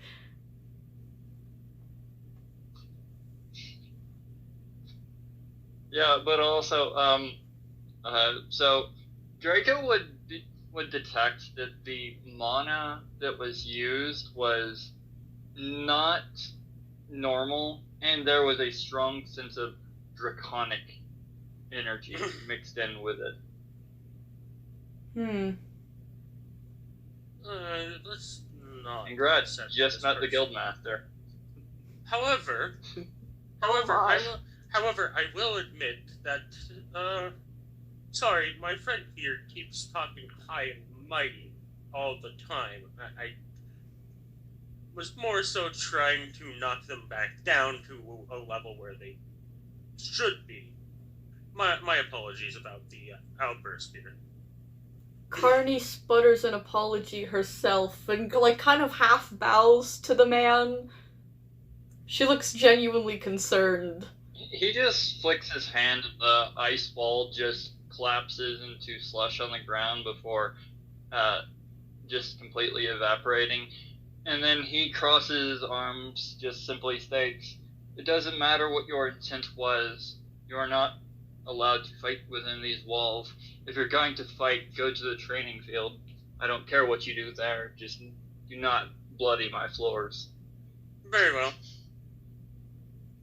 Carney nods a few times quickly and straightens up her posture. Oh, wait, what? I said at this point, Hawks, yeah, wait, what? Hawk and Onyx are just watching with a bowl of popcorn. And then Hawk said, "Excuse me, good sir, but do you happen to be related to Lady Alaska by any chance? Or at least do you know her?" He just looks at Hawk, and then he seems a bit not dazed, but like caught off guard. He wasn't expecting this to be the party that Alaska had spoke about before he took a deep breath and let out a sigh and said, "Yes, I indeed am Lady Alaska's brother. And you must be Hawk, the rogue that Alaska spoke so highly of." Oh?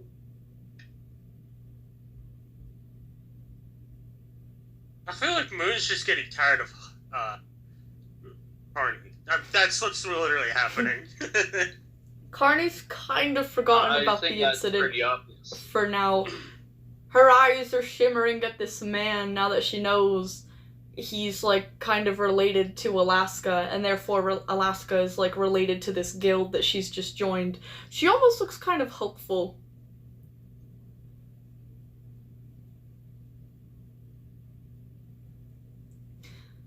Oh, Hawk said, "Indeed I am. I must apologize for the way a certain feline loves behaving." Okay, well, I was He the one just who got scoffed hit, at her but- remark, and then just begins to turn away to walk away. "I do not care for such quarrels between party members. Just try to keep your pet more toned down." I love that. Heck? Wait, which one? You! Oh, You? I thought he meant Moon, because Moon was the violent one. No. Moon's not a pet. Alright. Understandable, Hawk says. Okay, well, Carney Keep looks your pet on a short leash. mortified. Her pupils are shrunk. She's like just staring wide-eyed at absolutely nothing. She cannot believe that this is her first interaction with this guild aside from the what's her name? The lady behind the counter. The receptionist.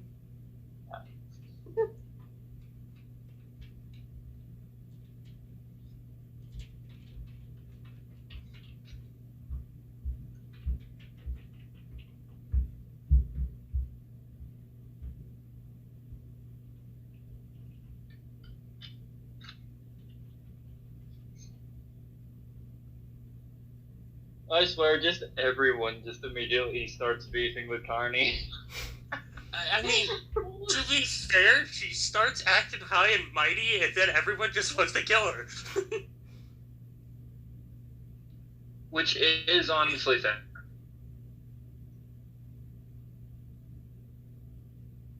I could totally see that being how Carney ends up being murdered.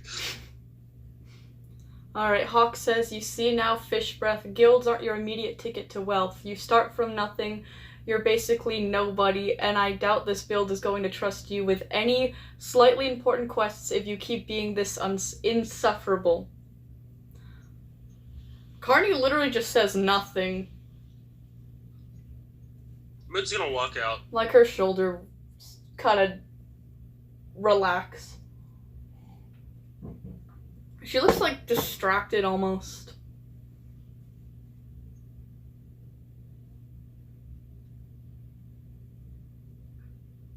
I mean, it makes sense. She kind of just got dissed by a whole ass dragon.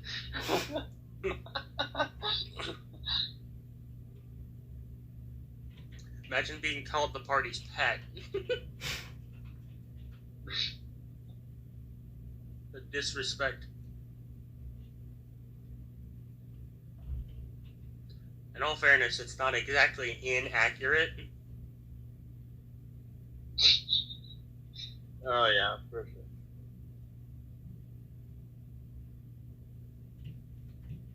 Y'all are awkwardly quiet. Yeah, I already said Carney doesn't say anything, so... Moon's gonna walk out, and she's gonna pull out one of the quest papers that she did have. And she's gonna look over them again. Looking over any details. Which was the two that you took with you? The first two, if you remember, the one that I forget what it was. Shit, because I didn't write that down anywhere. Jeez. Bruh. I can't exactly Okay. make things too easily here. I have to make entire items, and then notes, everything else on those items. Okay, so you have one quest to find the missing tieflings who vanished in the local area, and another to slay the roguish ranger who's been killing travelers outside the gates of the city in the woods a little ways off.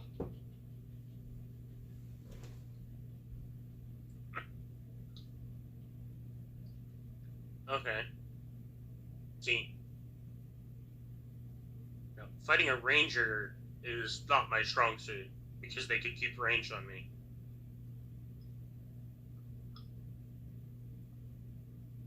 But you also have a ranger, and a rogue, and a cleric who all have ranged weapons. One who can fly. So can I. Not yet. No, not yet, but it'll be terrifying when I can. Oh yeah, that's for sure.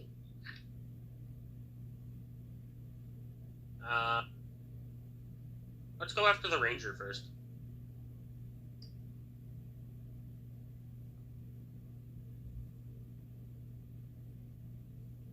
I'm gonna turn our back to see if anyone else is following me. Carney is, but from a distance. If everyone else is following, she's probably well in the back. I think everyone else is quiet. Alright, they're both muted. Alright. Hmm.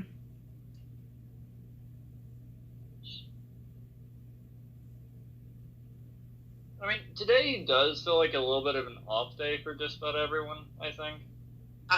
Well, to be fair, I Mhm. forgot today was Sunday, and I forgot we had D&D. Hmm. So I slept I mean, yeah, given the situation and everything that I was talking with y'all about, I could see why y'all would think that I would probably cancel it for the time being, but, like, I still have a bit, and I would prefer to keep on a normal schedule until Mhm. I have to change things up so majorly, so... Yeah, it's actually kind of a good idea. Yeah, because I kind of just want to just try to keep things as normal as I can until I have to, well, leave, because it's like going to be stressful without the moments like this, being able to just chat without having to worry about it inflicting how well I do for that month. So I definitely need this time like this before then. Yeah, I get it. Yeah.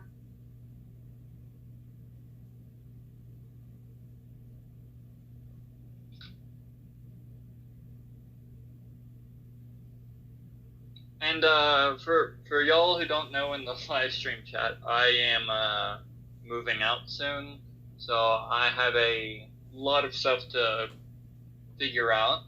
So I'll probably not show up as much for some of the streams, depending on when I get back into work and how things move on forward. So it's gonna be a learning curve.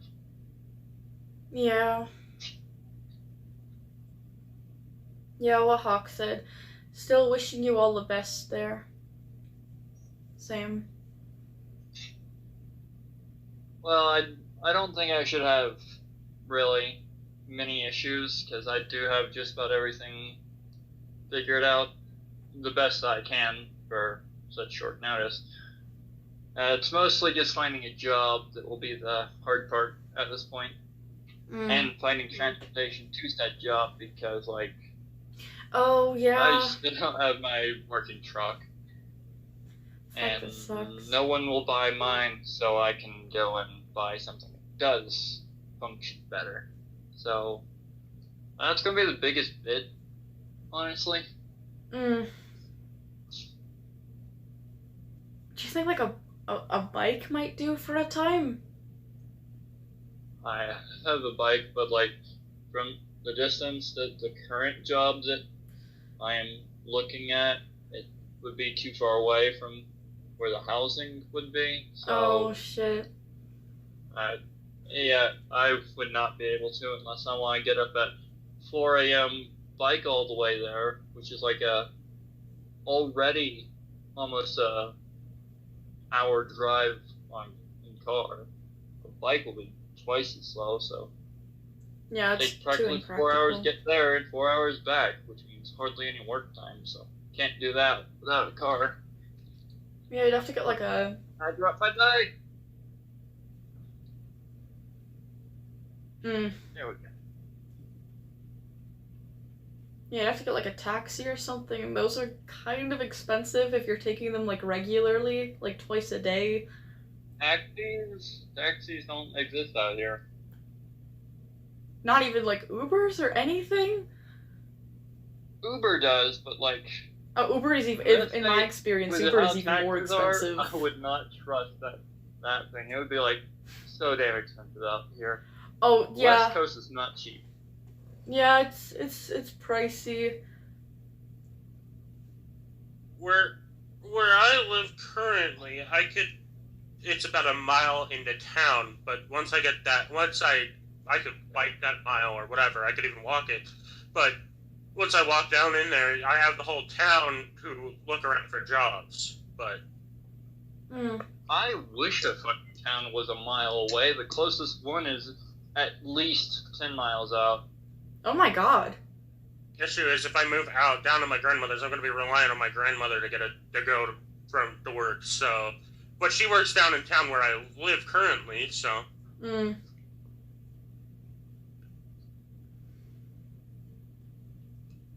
Damn.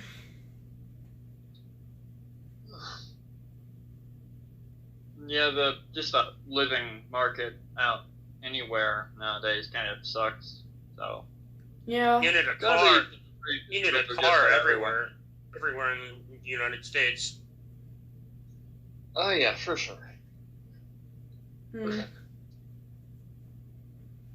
Yeah. Let's try to continue. Yeah. Yeah. All right. So, are y'all following after Moon so y'all can go take on the quest? Mm. Yeah. I know Hawk is and Hawk. All right, that's everyone then. Okay, so y'all end up walking for a while, making your way out of town into the local forest, and the forest is fairly quiet. You hear birds chirping occasionally, squirrels chittering around, and it seems like a pretty safe for now. You don't hear anything off or see anything wrong. And also, remember, Hound, you do have advantage when hunting in this specific environment. Oh yeah. True. She's not hungry right now though, but I'll keep that in mind. Hunting doesn't just mean for food. Oh, sorry. I thought you were gonna imply that she should get food. Okay. No. Alright. Hunting for You're rations. hunting a person right now. Alright. Because you can hunt for food for rations too, and make rations out of what you catch. Mm. So that's something you can always do. She does not feel like it. Not right now.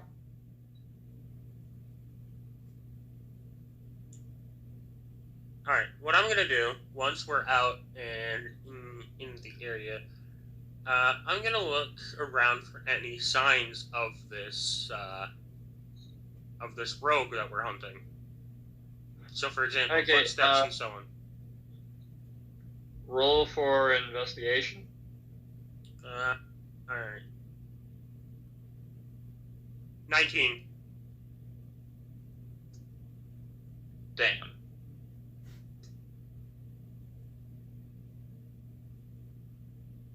Okay, so, upon looking around, you do notice something. You sort of spot this, well, you smell this smell that smells like a extinguished campfire that seems to have been put out a few hours ago, at least early morning. And it seems to have been put out with dirt so it didn't billow. And you do see some bones left behind that seems to be like some poultry, some chicken of sorts. That, from what you can tell, it was pretty well seasoned.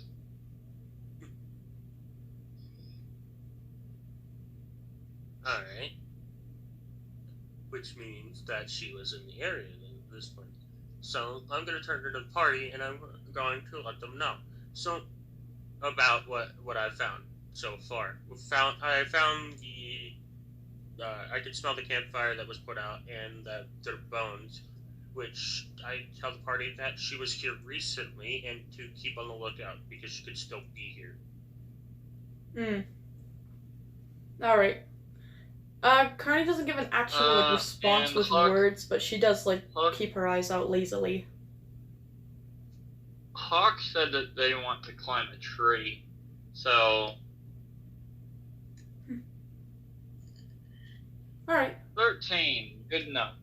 Okay, so you climb up the tree, and you make your way up to a branch pretty high up. You now have a view over a good chunk of the area. Not too terribly much, because there are other trees in the way and whatnot, but you can see more things from above now.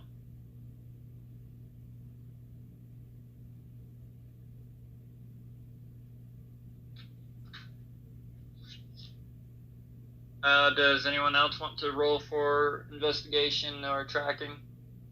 I mean, Carney should, because she does have the advantages for it. Alright, yeah. Yeah, I'll do it.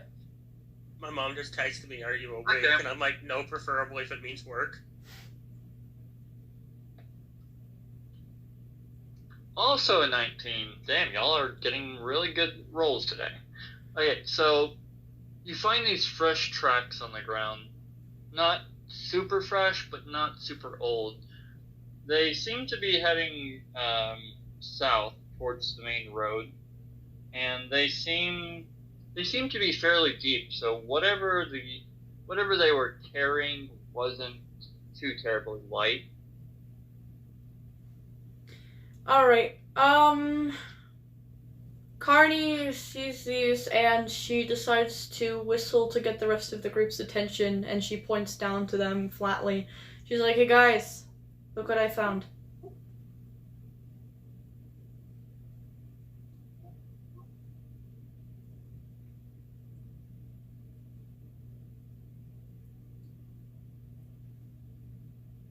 I'm gonna walk over to see what she found.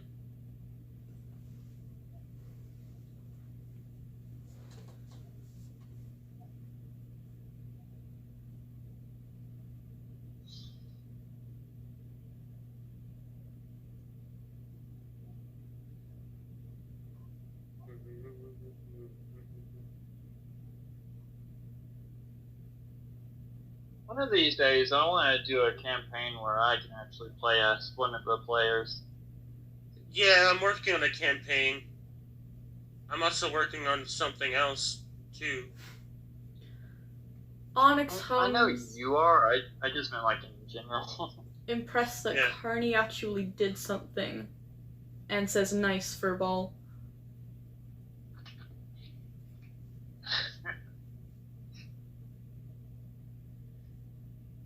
Carney kind I love how of they call you smiles everything but your name. just a little bit at Onyx, but like it's kind of faint. But she doesn't actually like give a reply. She just crosses her arms and leans back.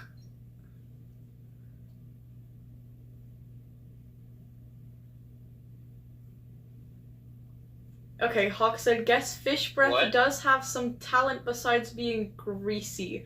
Spoken while climbing back down. If I need another roll, please and thank you." Greasy. I'm pretty sure it was greasy. Did I say you greasy? Don't need a roll to land. I meant Well, green. to climb down. Just put some grease down at the bottom of the tree. Just the cartoon sound of slipping.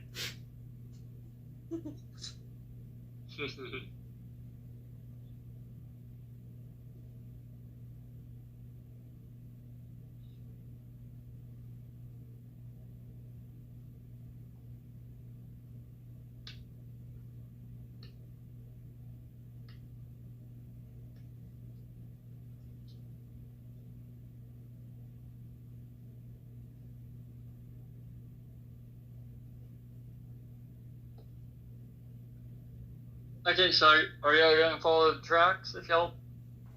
Yeah, sorry, I was Yes. just waiting for everyone's reaction. Yeah.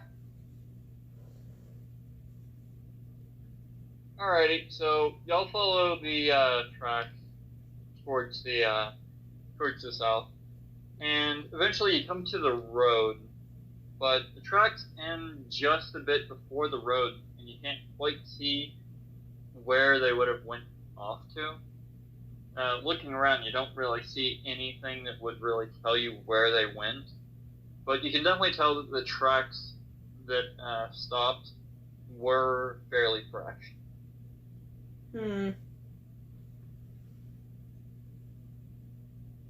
Maybe they can fly, or they crawled up in the tree or something.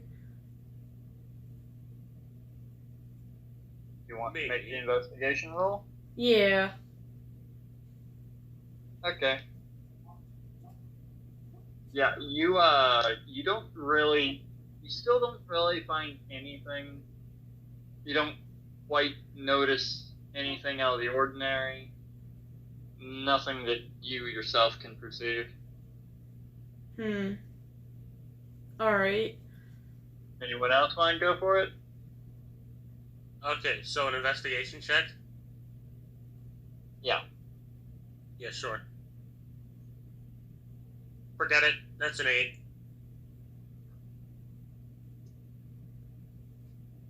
Alright, Hawk said he will. Okay, well, you managed to meet it, Hawk, so well done. So, upon looking around, you notice a slight bit of damage on some of the trees around you. But upon looking closer on them, they're not just random carvings or scratches as those find it. No, they seem more to be like glyphs. Not one that you can exactly pin, but they definitely aren't something harmless.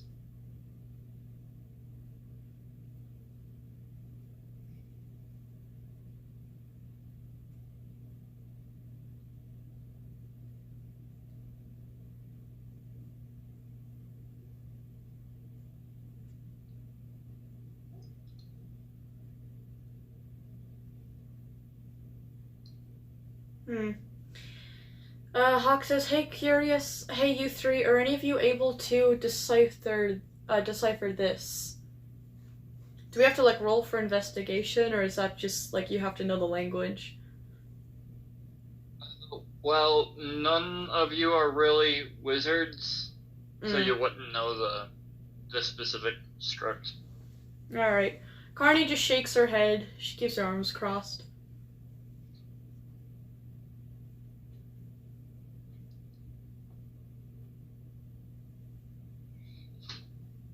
Guys, I'm just tired, by the way. I got like 4 hours last night. I'm not even joking. But it's my own fault. I was up by choice.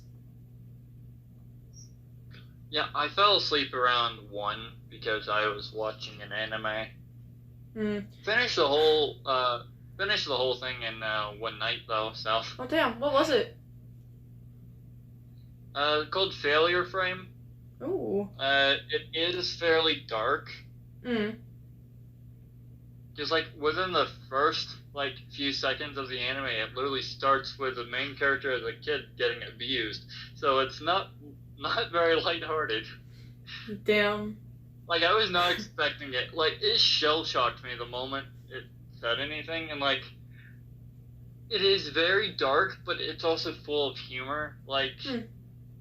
Yeah. Like not even like 10 minutes in, the teacher who's on the bus literally says something to one of the bullies who said, "Stop teasing him. Don't make him kill himself. At least not while I'm the teacher." It is kind of good. And it just caught me so off guard when he said it too. I might check it out. But, oh yeah, anyways, we can continue. Hawk says, "Can we, like, write it down and bring it to someone for translation, or would that violate some wizard code?" Oh, yes, that's touched evil glyph. You don't have to touch it to write it down. But I wouldn't exactly suggest... Yeah, I wouldn't really suggest writing down a magic glyph you don't know, because, like, what if the paper that you write it on triggers the spell activation because you don't know what the fuck you just wrote? Hmm. Like, if you even slightly accidentally imbue mana into it, it's probably going to do something not so good. Here's how you write it down. You write its exact description down in words. You don't actually write the glyph down. Hmm. Or you just like write it in different pieces, like different parts of it on different pieces of paper. So when you line it up through the light, it fully lines up, but it wouldn't activate it because it's not connected. Mm-hmm. There are ways you can do it. Hmm.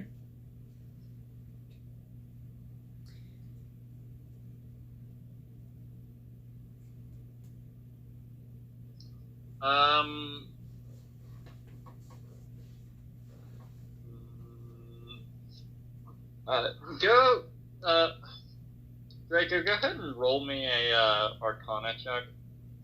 You want me to roll an Arcana check for... I'm not a magic dragon, but alright. Where's Arcana? You're 17. okay. At least one of y'all knows. So, as y'all are standing there, you notice that the rune begins to activate, and it seems to be turning on, and is about to activate. And Fucking run! Fuck that! so, yeah, make a dexterity save. All of you. You want me to make a dex save? Do I... Hold on, let me check. No, hold on. Level...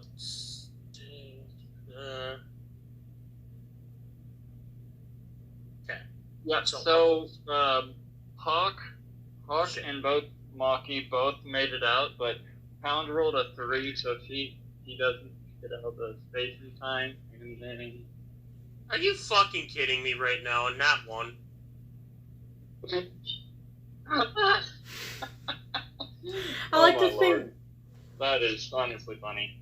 I like to think Carney didn't even fucking try. No, no. Actually, wait a minute. Should I have rolled that with advantage, having noticed the thing first? Or no? That's No, what I'm. no. Okay. That's what I was asking. I need to find the fucking spell stat block for this fucking spell. Give me one moment. I need to know what to hit you with. And if because some spells don't actually hurt someone because of their armor class, and some do, even with their AC.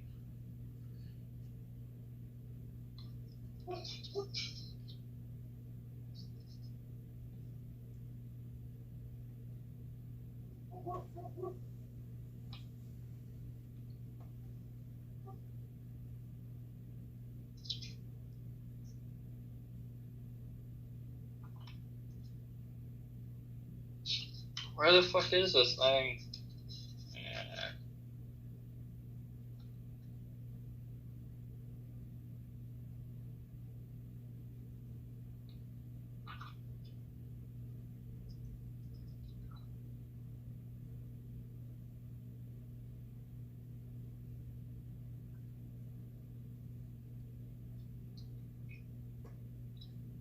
Okay, found it.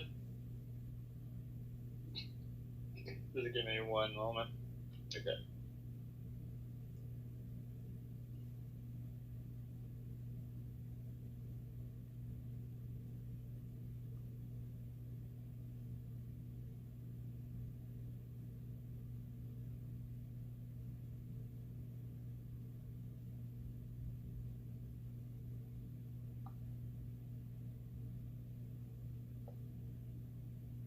Okay, so Moon takes 20 damage.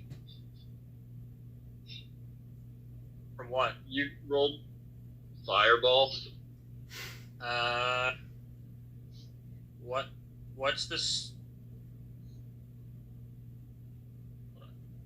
Doesn't Fireball, shit, yeah. Has no effect on armor Yeah. class. Give me a minute.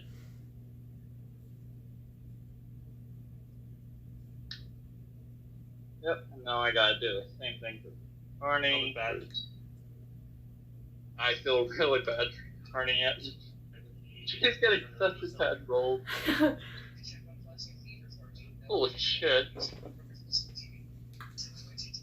I think I might have to get my calculator out for this. I don't feel like it,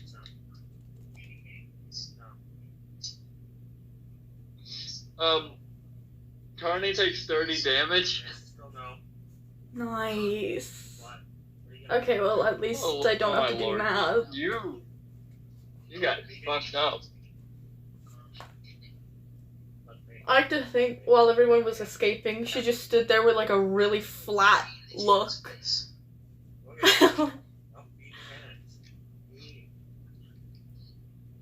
Alright, well, Carney's charred. Her fur is ashen. You got fucking burned. She ends up in the like Peter Griffin death pose at the bottom of the staircase.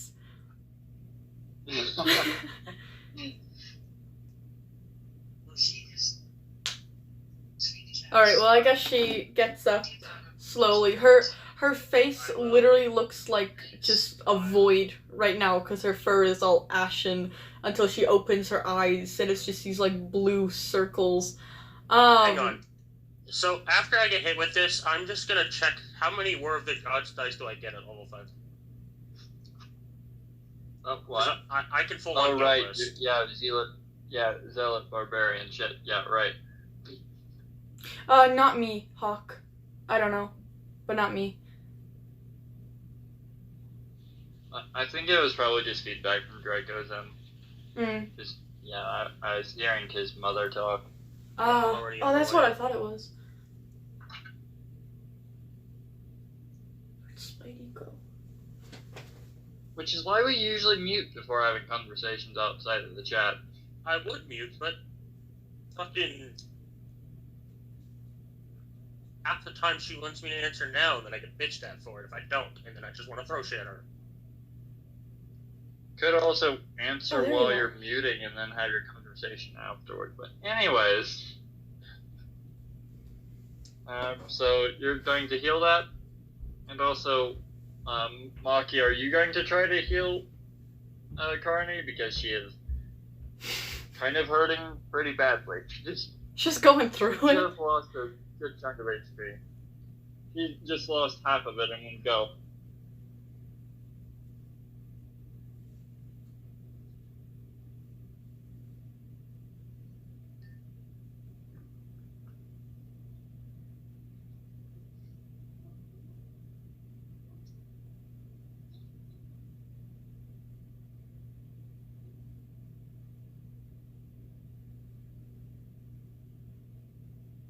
Oh, 4 yay. dice.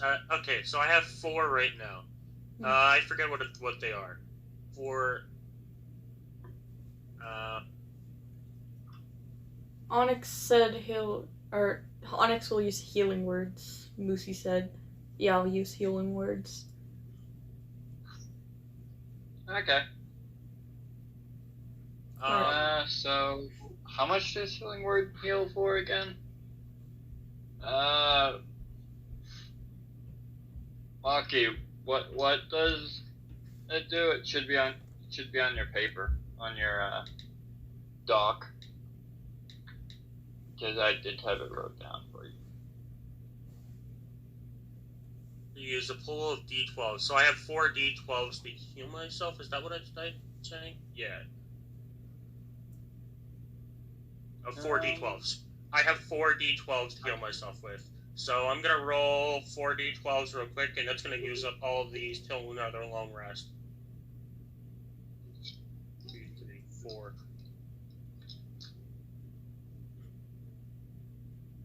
Okay, you heal for 8 damage, Hawk. No, Hound. Oh, I'm gonna hey. heal for 14. Yeah, that didn't heal her Had whole that lot. at 35. Better than nothing, though. Yeah. And now I'm almost back up to full HP. Alright, well, Well, at least if he'll die, your cleric can just bring you back from the dead. Revive people with my, I'm not gonna die, though, because I'm not low enough anymore. And even with the 20 damage that I took, I wasn't even close to low enough.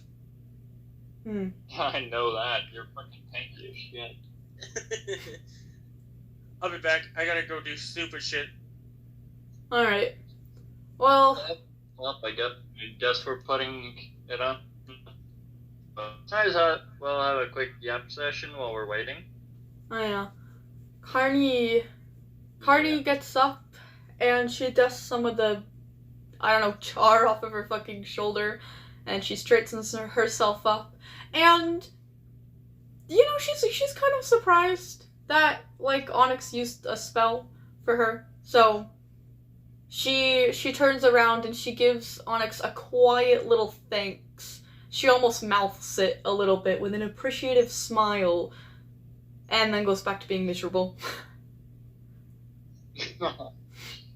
That sounds like Carney, alright. I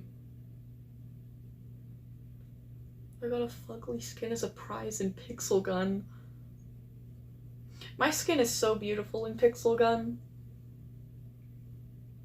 Yeah, I think I did pretty well with modifying mine, too.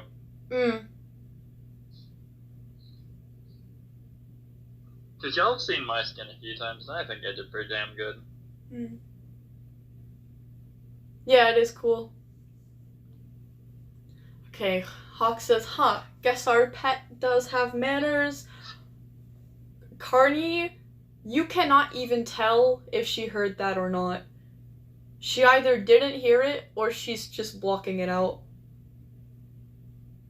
A sentence, #gaming.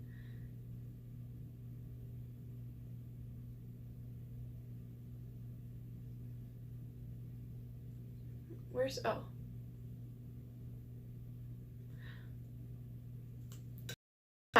that's like based off of like a character or something, I think. Maybe? Like from a movie or like an anime? I don't know. I think that's based off of a character. What is? The fugly skin that Hawk got. Oh, in gaming. Yeah, it's in gaming. Oh yeah, so that is, I think his name is Ryu from Street Fighter. Ah! Oh my god, I actually really like this spider! I almost want to keep it, but then, like, I can't keep every spider I see. Then I have too many spiders.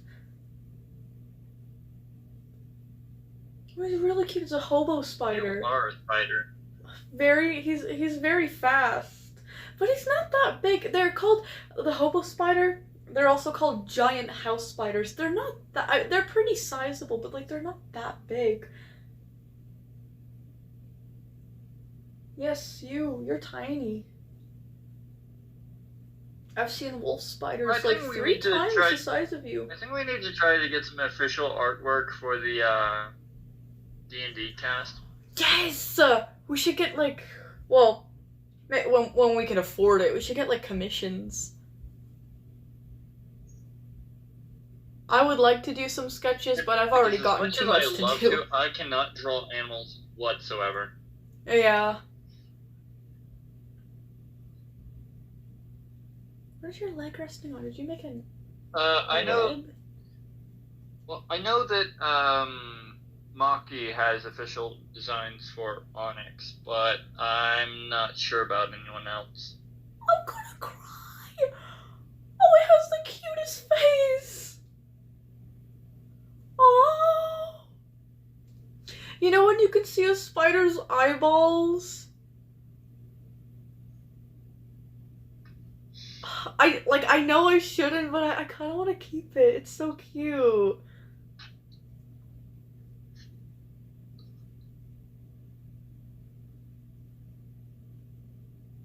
I've never seen a hobo spider in my house before. It's always like a wolf spider, like a false widow. I'm back.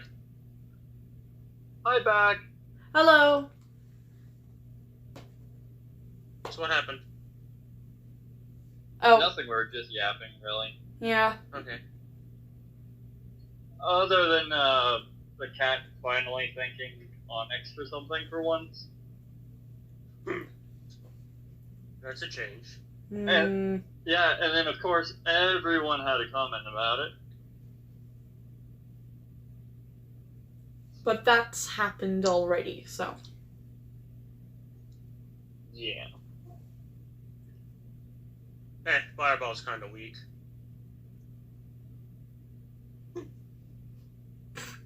Except for when a player uses it. Apparently. I don't care how big the room is. Fuck it, I cast Fireball. If you remember, if anyone knows how old Fireball used to work, it was insane. Oh. Yeah. Yeah. I remember it.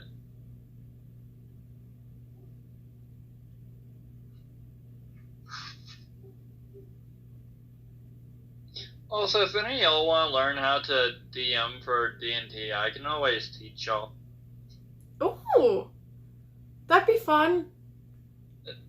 It's actually really simple. It's hilariously simple. It just sounds complicated because no DM actually really explains it too well.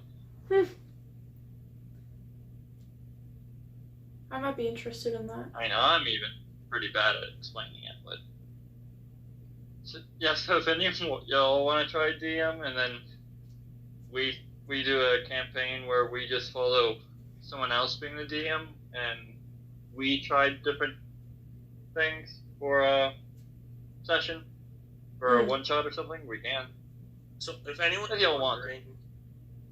was wondering how much I could potentially heal myself for with the 4 d12s, which at level 6 become 5 d12s, so currently I can heal myself for 48 damage.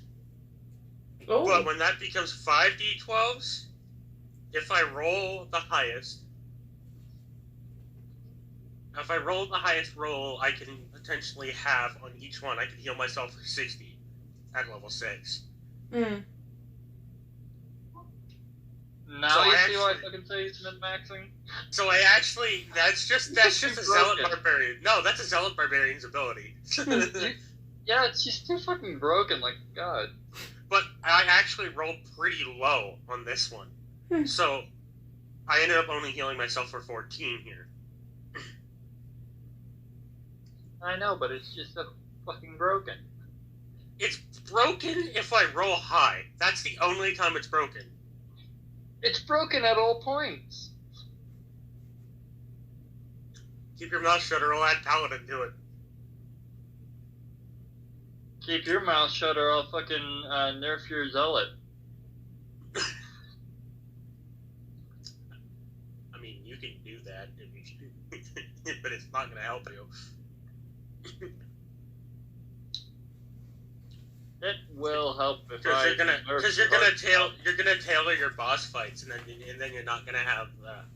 You're gonna tailor your boss fights, then the party's not gonna be able to kill them.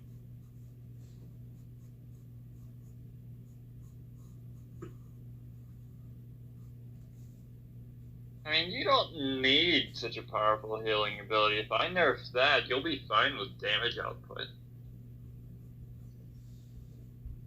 Nerf that, I'm going Paladin.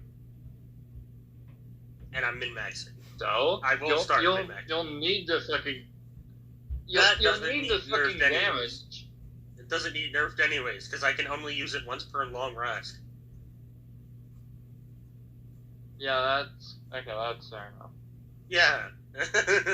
I can use so I can use any number of that dice to heal myself with, but I only have a pool that I can use of that dice for once per long rest.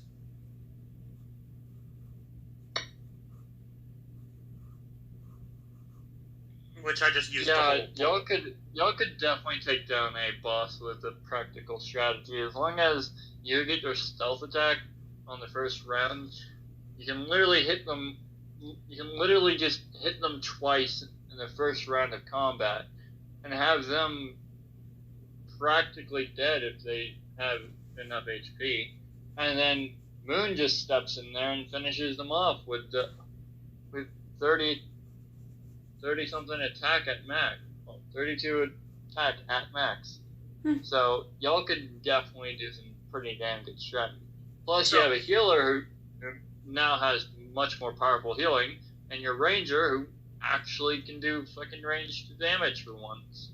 If I do that 30 damage attack, I can do it back to, and I manage to do it back to back because I get 2 attacks per action, which I have one action, so I get 2 attacks per that.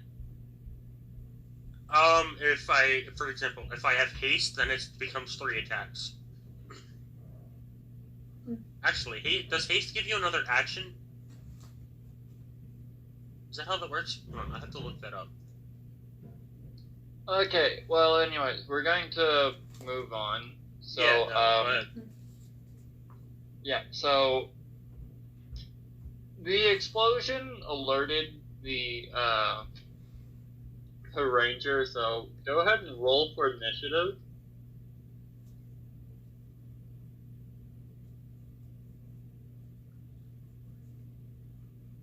Okay, Hawk got an 11.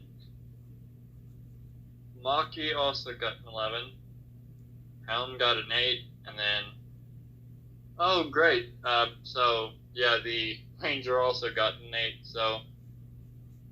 He either goes before or after Hound. It's... Oh, am I rolling initiative? Do you have a coin with you?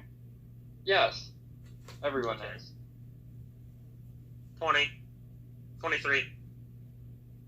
Oh, shit. Well, it's I wasn't at 20, by the way, Moon, so... Moon, Hawk, then Maki, and then it's, either the Ranger and Hound, then either the Ranger or Hound. Don't matter. So, I'm just gonna reroll,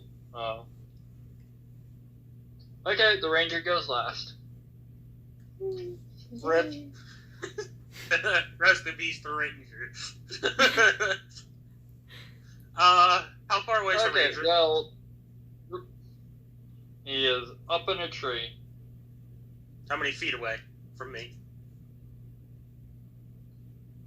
Well, if he was on the ground, then he'd be roughly like 30 feet away in a tree.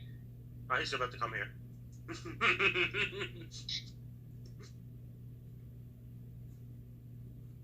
So, I have 40 feet of movement speed. Fair enough. Yeah. So, if he's roughly 30 But that doesn't feet away, account for the... Well, if he was on the ground, he'd be 30 feet away, but he's still up in a tree.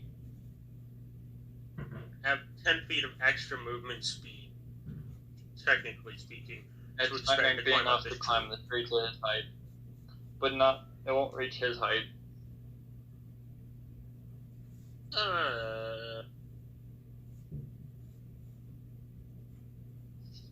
I jump up to him? Anyways, I don't know. Do you have that much feet and jump? Jump literally just uses movement speed at the same, movement speed plus strength. Okay, then. Can you? My fucking question still stands. That's what I don't know, because it doesn't, D&D Beyond doesn't really tell you anything about your jump. How high up is he in the tree? I'd say like roughly 20 feet up.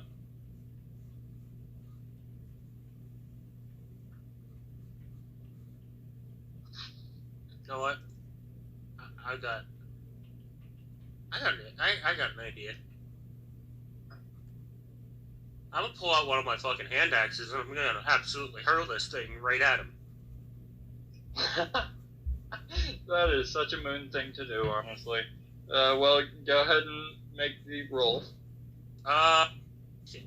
If I'm gonna hurl this, Do it. You know what? I'm gonna unequip that and equip the hand axe. Would I roll for the hit DC? Just rolling this as I hurl it? Yeah, you need to roll to see if it actually hits. Alright. I'm also not. I am gonna enter rage. Probably because he's gonna. Actually, no, I'm not. He's not gonna. He's more than likely not gonna target me because. There's a 21 hit. Yes, yeah. That wasn't a net 20, by the way. A net 20 would have been a 25. Okay, so 1d6 plus 2, so 5. He takes 5 damage from this thing being fucking hurled at him, and then after this thing's hurled at him, I don't have the hand axe anymore. However, I get to do it again. How much did you do? 5 damage. 5. Okay. It's a hand axe, of course. So I'm then gonna hurl a fucking another one at him. Because yes. That's an 11. That probably doesn't hit. No, it don't. No, but does it stick into the fucking tree? Probably.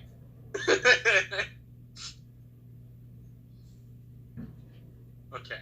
So after that, I'm gonna go to manage inventory, and it's their turn now. Yeah. Okay. To, yeah. Okay. So Hawk, it would be your go in this case, from attack order. Remember, you do still have your bow on you.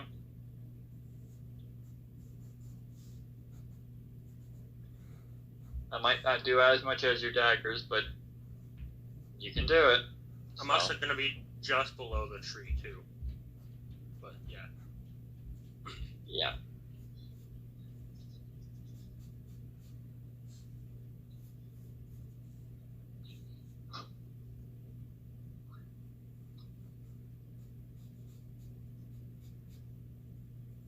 Okay. Nice.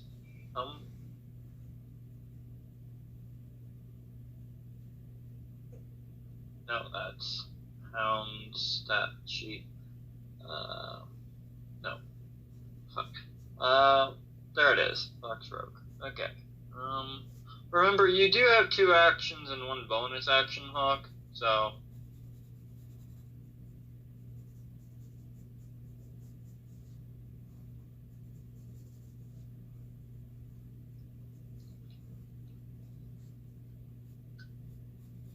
Just reminding you. Okay, so let's see.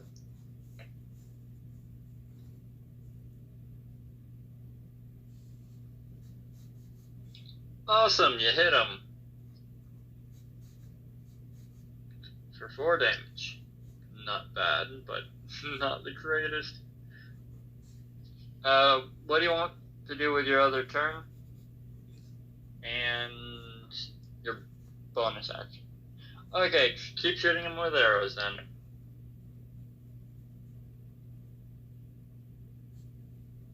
Awesome, you hit him for 6 damage this time. Okay, do you want to do anything with your bonus action? Because you're a rogue, you can use dash as a bonus action, so you can get more movement. So if you want to run up on the guy, because you should be able to get close enough and climb the tree.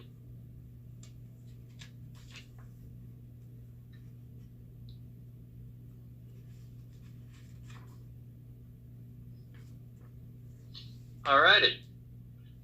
Okay, so you climb up the tree and you'll be right up against him, since you have enough movement to get right on the branch he is. And that concludes your turn. So, Maki, what are you doing? You also do have a bow, or is it crossbow? One of the two. You have a light crossbow, which does 1d6.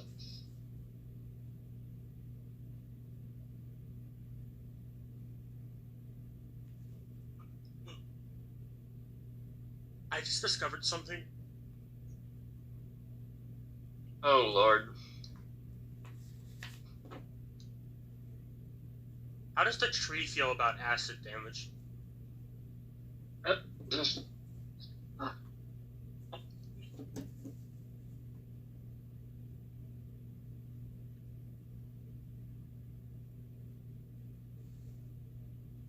Well, you just hit him for critical damage, I'll be so back. he just lost 10 HP. Congrats, Maki, you've done the most damage so far.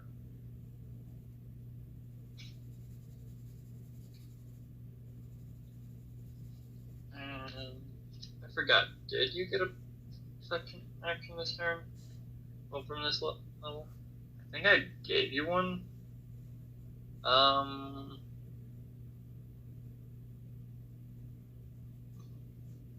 I for... Hold on, let me check. I know we literally just did this, but yeah, no, you only have the one move. So, do you want to do anything with your bonus action? Like, healing someone or something like that? Because most healing spells are bonus actions. At least some are. I gotta go do shit again, so I'll be back.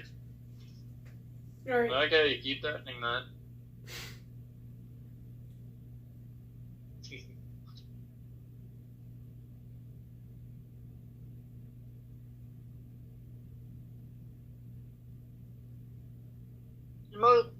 Most D&D content streamers actually will record their members actually doing the campaign, and then they will edit all the footage and everything to make it into a video for most cases, but because most of the time they don't try to live stream it too much. Huh. Yeah, Carney is still the most injured. She really got the shit knocked out of her. Mm-hmm. Yeah. Especially because Moon already had hit her earlier. Oh, yay. Yippee. Alright, healing word it is then.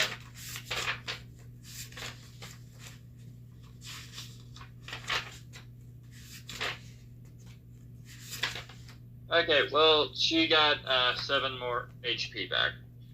Yippee. Yay, I have 42. And now that's the end of her turn. So, Hound, you have 2 actions, 1 bonus action. How do you want to hurt this guy? I want to try out my new bow. So I'm gonna shoot him. Do you want to add any of your spells onto it? I can do that? Because Oh. Yes. Oh. that is like if you add ensnaring strike, if you hit him, it'll stop him from being able to move. I would would that include attacks then? Like he'd be like completely like paralyzed? It'd just stop him from moving, but you'd also take the electric damage from your electric charge, along with the 3d8 on top of the 1d6 from the attack. Okay, I will do just that, thank you. Okay. You hit, and... Okay, let's see. He is ensnared. I gotta fucking do math again, for fuck's sake. Give me a sec.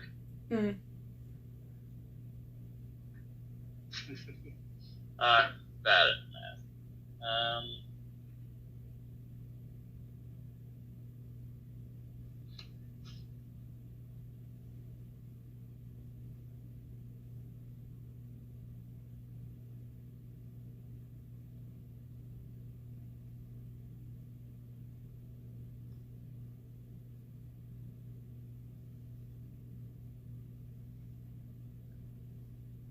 Ooh, 20, damn. You did a good chunk of damage to his ass. Oh, okay, great. Awesome. Which means he is extremely low. You can hit him again if you want. I would like You to have do two that. actions. Yes. One more action now. Could I do Hail of Thorns again? I mean, I don't really know. I mean, in this case, it would be a waste of a spell slot since he is already low. Oh, then never mind. Should I just shoot him again? Yeah, Maybe Carney's mood was lightened. I would say so. I would say so, yeah. Yeah, okay. She'll shoot him again then. Shooting people brings her joy, apparently.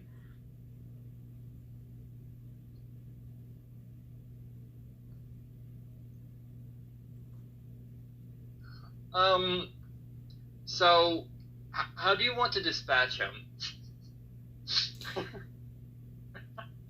You, kind of went overkill again, which means you get to decide how you want to finish him off, so.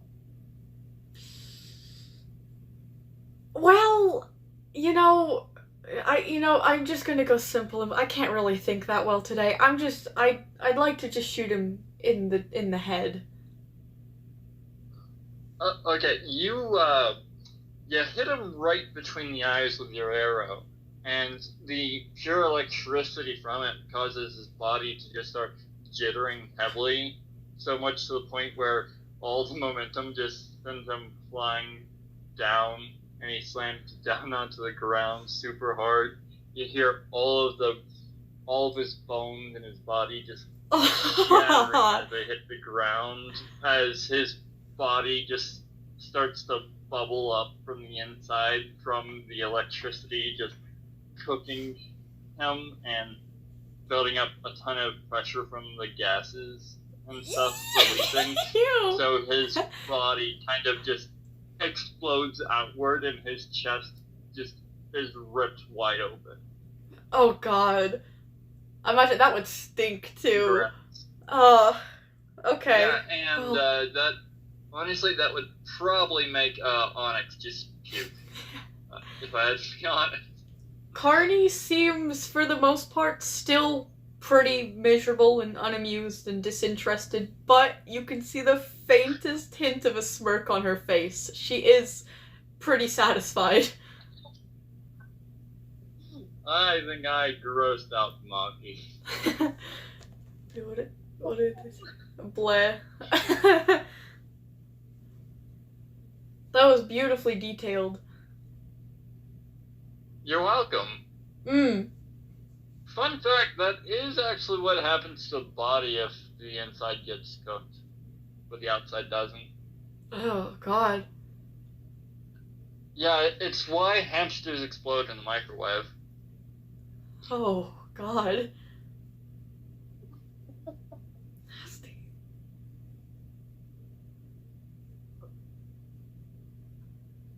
You're welcome. Now you know, Moosey. Yep, now you know. But yeah, yay. Yay.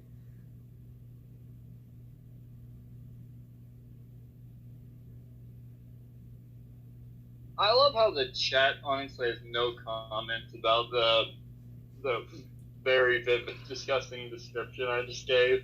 Like, they're just not interested. Just thinks it's the most normal thing ever. Well, that's chat for you. Yeah, and also, they, know me, so... Yeah, it's true. It's pretty typical. I love being able to give those, overkill descriptions. I'm honestly surprised that, Draco hasn't had any yet. He's the fucking barbarian. Oh, yeah! I never noticed that. Yeah, you're the only one who's done them so far. What? You and that one time with Hawk. Oh, Yeah. I was gonna say, I'm pretty sure at least one person did before. Yeah, because, Hawk had it the last chapter with, when People she, who were just stealing assassinated that one wine. guy. Literally stabbed someone for stealing wine. Well, no, it was her stealing a painting. But she just fucking murdered him and was trying to be non-lethal about it. Hmm. She forgot how much she does. Yeah, I don't know what she expected. Yeah, and then you just diced up, you just really just entirely diced up, Rompy. And then, Oh yeah.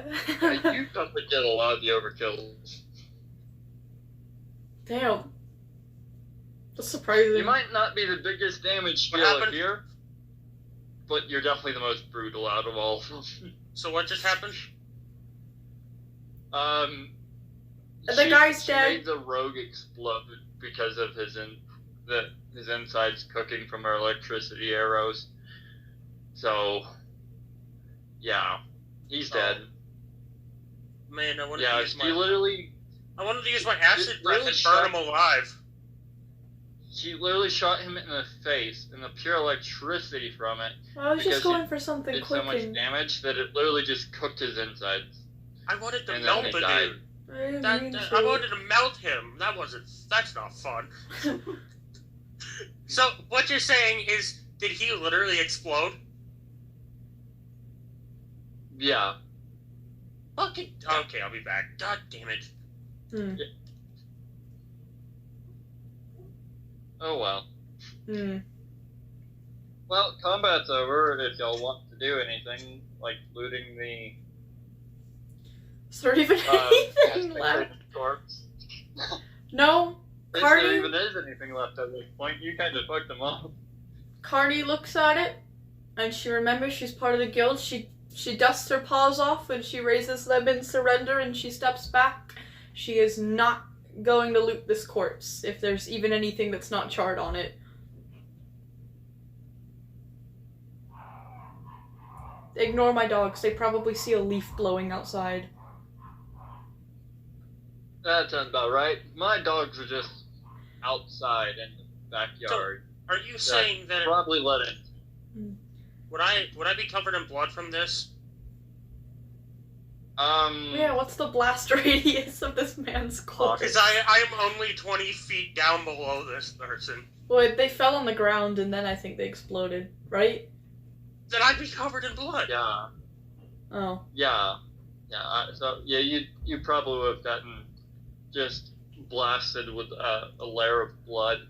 Mm. I swear, all this would just make Onyx just puke just Yeah. immediately. Carney actually pumps her fists, because now she can give Ravi a treat without having to pay any money, so she... I mean, the combat's over. She pulls out Ravi, and Ravi starts cleaning her fur off. Well, that's one. It's nice and smoky for her. Ah, shit. Putting people Well, down Hawk like is still up dogs. in the tree. Oh, yeah. Yep, dogs are running in. Aww. Also, Hawk said, do we, like... That's the pretty one. Hawk said, do we, like, pick up scattered pieces of the guy and bring it back to whoever gave the quest? Well, it's only his chest that exploded. His face still does have an arrow in it, though, so I'm not sure how much they would be able to confirm with that, but... Wait, can I take my arrow who back? knows? It's not going to help the fact that your arrow still put a hole in his face. I'm not trying to revive him, I'm trying to get my arrow back. Is it like, or would it have blown up with the guy? No, only his chest blown up, you said. Yeah. Is it good enough to use You it can again? grab your arrow, not your arrow count. Alright, well that doesn't count as stealing. Okay, I grab my arrow back then. Alright, and what's our next quest?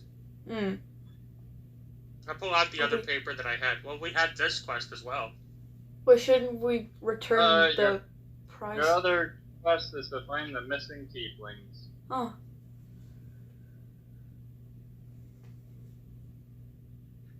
Are we gonna do them back to back and then bring the, like, stuff in for the rewards or whatever?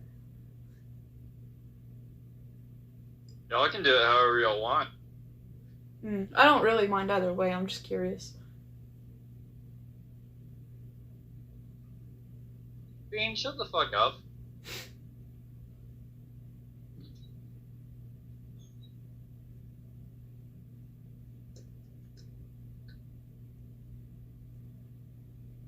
Come on, Hank. Come on.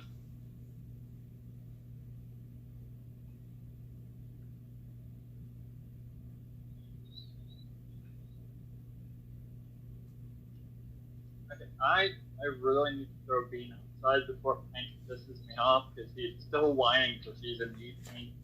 It's Aw. honestly annoying. Yeah, Yeah. hi Bean. Yeah, come on. Yeah, I'm throwing you out the front door. Oh, he's heartbroken. Yeah, I'm throwing you out. She's not even like 25% of his size. She is tiny compared to him. Aww. It would literally kill her if we let them. So I don't want a dog dying because of an idiot. Get off my book! I literally just got you off it a moment ago. It doesn't mean you get back on that. Dumbass. My cat. Okay, Whenever she wants So- things, so she knows what irritates me most. so do y'all want to loot the corpse? Yes. Not me. Well, I'm the closest to it because it literally exploded on me. Okay, so upon investigating the corpse, he has this nice-looking sword on his side that isn't too drenched in blood. It still has a few splotches here and there, but it still looks clean and pristine despite the blood on it. It's a short sword, but it's definitely not something you'd see on a poor person. I'm gonna take it, but I'm definitely with no intention of using it.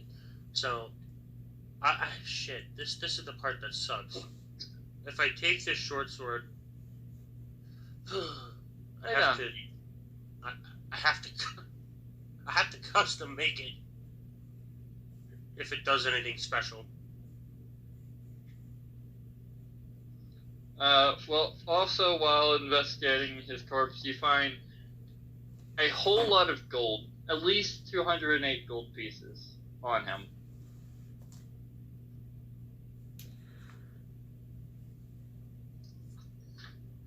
Oh. Carney's like exploding internally. She's gonna blow a blood vessel. I look at it and I'm like, I'm debating after finding this because like part of me wants to get that axe, and the other part of me wants to share this equally. Well, also in the bag, you find a set of rings with a set of matching fingers. You find this vial of this weird viscous blood-like thing in it, and then you also find this intricate-looking dagger with this wolf design on it that doesn't particularly seem as though it would do a lot of damage, but might have a use outside of combat. Okay, and I'm going to take the dagger, take the items. I'm going to then share the gold with the party. I can't take it. I can't steal. It's not stealing from a person that you defeat in combat, especially if it's for a bounty. Then it just means you're taking their materials for. It's called looting because they're dead. So the guild wouldn't be angry if I did just it? Taking a prize. Yeah. No, because everyone does it. Because sometimes they have to literally take a certain item from the corpse to return it back to the person it was stolen from, because Okay. the guild does more than just murder jobs. Alright. Oh boy. Okay, she takes it warily. What would be like I'm splitting the gold evenly amongst the party. How many of us are there? Again, there's 5. There's 4 of you. So 4 of you. 50 something gold each. Yeah. Wait, what's the, like, full amount of gold? 208. 208 divided 4. So 52 gold to each person. Yes. No. Yeah. Oh, nice. So I'm gonna add 52 gold to my inventory. I'm also gonna add. I'm gonna have to add the daggers and stuff, but I'm gonna have to write a note on them. So the sword, the special, sword, and then the dagger as well, right? So what I'm gonna do here to keep track of this is I'm going to add a item. Going to add a dagger. What rarity would this dagger be?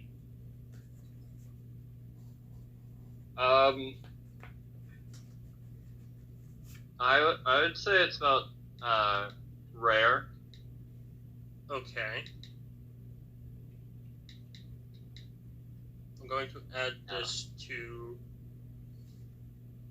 there. And I know I can't use it, so. But I'm going to then. I'll customize it here to whatever it has. And then that short sword, right? What rarity is the short sword? That way I just have the right rarity for it.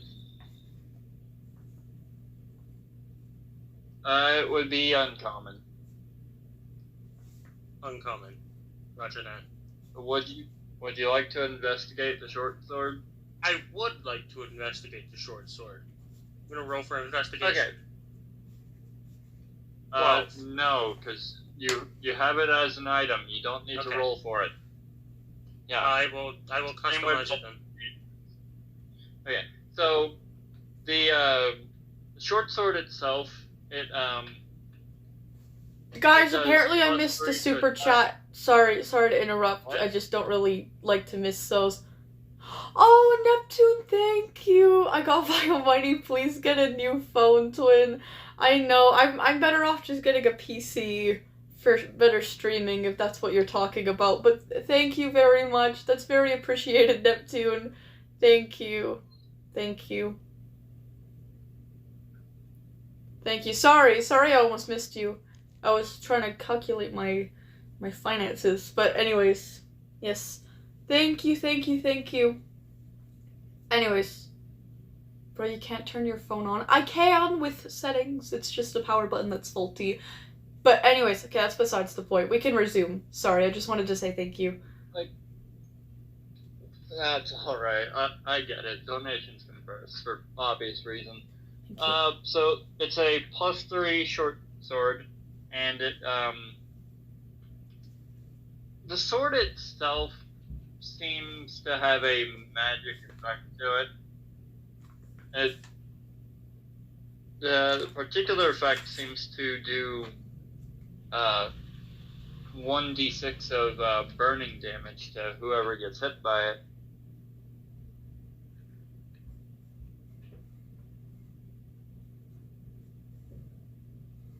And the blade itself already does 2d6. So.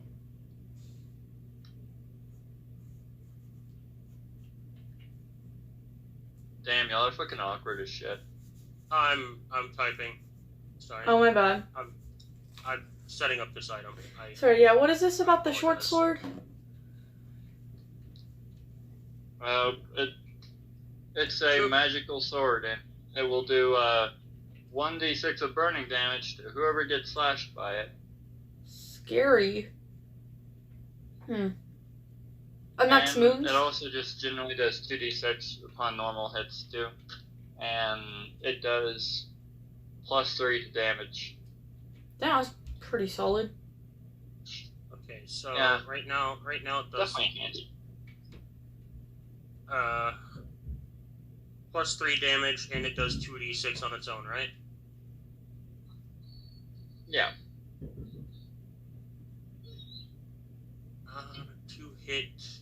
Honestly, this sort of sword would be perfect for Hound, who currently only has her normal short swords. I could just buy some somewhere from like Yeah. a market or something. I actually Probably wouldn't find anything as solid as this, honestly. actually what I'm gonna do is instead of keeping a hold of it, I'm gonna hand it to her. After Shit. discovering what it does. Okay, she is flabbergasted. She blinks multiple times as if she expects to wake up. And she takes it and she sputters a thank you. That's all she can really manage to say. Just remind her not to burn herself alive with it. Yeah. She is so, kind of flammable. As we learned from her touching a fucking fire the other day. Yeah. So I'm gonna then explain. The only thing I want you to know is don't play with it blindly. Don't be a moth to a flame. Alright, she says, and she looks over the thing and takes in all of its details and shimmering beauty. So, with the dagger, what does the dagger have on it? Yeah. Enchantment-wise? Yeah. Nothing. Okay, so the dagger's probably useful for puzzling. Or something else. Something So like that. I'll keep hold of this dagger, but I will rename it. What do you want me to name this thing? What, naming a dagger? Yes. Me? I'm asking the DM. Oh, okay, I was confused for a would- second. I would just call it the wolf dagger because it has a wolf design on it. Mm.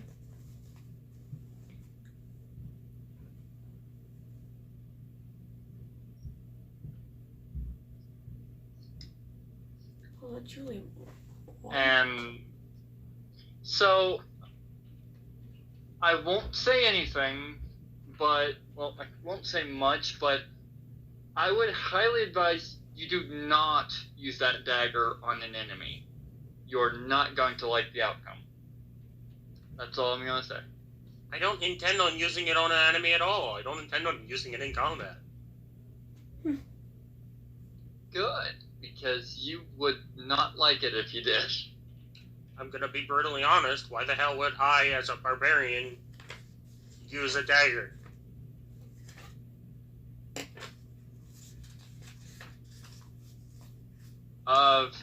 Something else to throw. I got hand axes for that, not special daggers. I'm not stupid.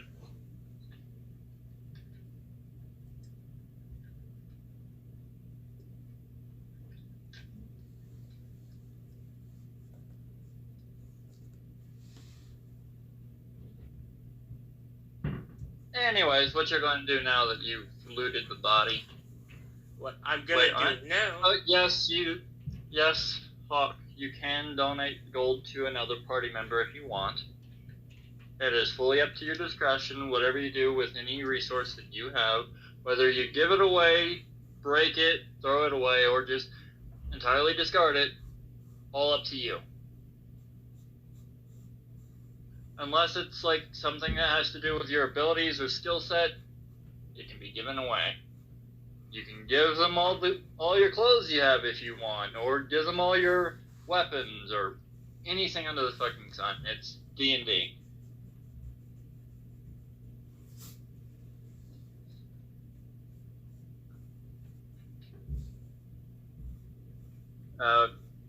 Hawk asked, how much are you missing for that axe? Okay, so I have 88 gold, and if I remember right, the axe was like 105?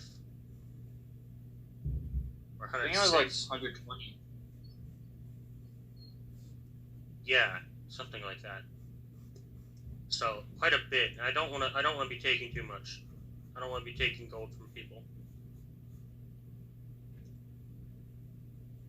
Well, Hawk has 130 gold on her. But she don't spend her gold very much, which is fair.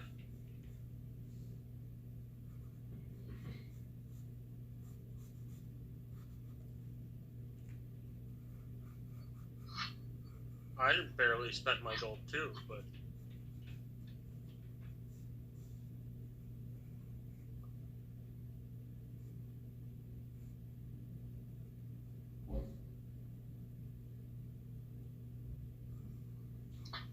Okay, so, as y'all are handing off each other, your gold and whatnot, out of the corner of your eye, you spot a reflection on the ground that seems like the glint of something catching the light. Upon closer investigation, you notice that it is two halves of a set of glasses that seem to have broken when the arrow had went straight through his face. You detect a slight aura from it. You can't quite tell what it is because the aura is distorted from the break in the glasses. Well, while that's going on, I'm gonna be thanking Hawk's character for the gold and telling her that she didn't have to give me that. Hawk's character's name is Hawk. Yeah. I'm forgetful of names when it comes.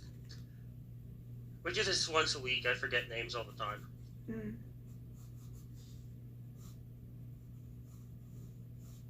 Who the fuck is talking in hieroglyphs in the damn chat? What? That would be. I was gonna jokingly say that would be me. I'd start putting. If I had the stream up, I'd start putting Egyptian hieroglyphics in. I think humanoid crow likes fish. I do too, bud. I do too.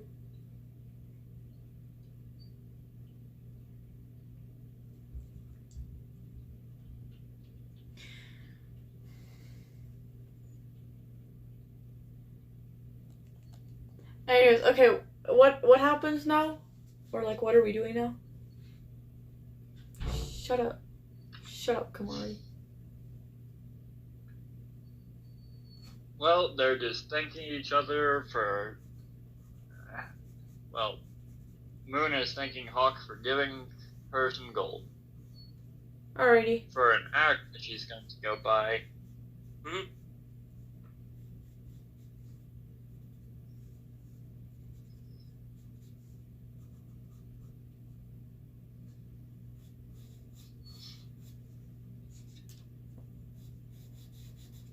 Well, if y'all are done, y'all can return to the city. Yeah. Yeah, I think we should Or start doing go to that. the quest, or whatever y'all want. It's really up to you. I think we should start returning now, and then maybe we could do the other 'cause quests for next week. My phone is kind of getting a tad bit low, so Yeah, we me might too. have to end things up a tad bit early because my phone's being a piece of shit today. Yeah.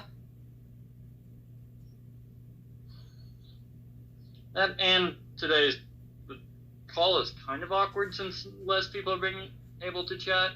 I think we sort of need to maybe wait until we can get a day where everyone can chat for the whole stream. Yeah.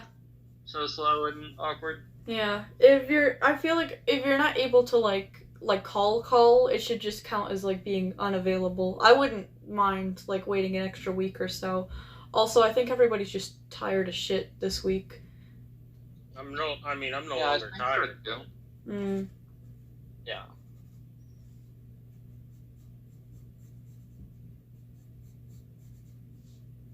Yeah, right off rip at the start of stream, though, I was pretty tired. Mm. Yeah, because you just woke up because I managed to wake your ass up when I called you on Telegram, so you finally see that text.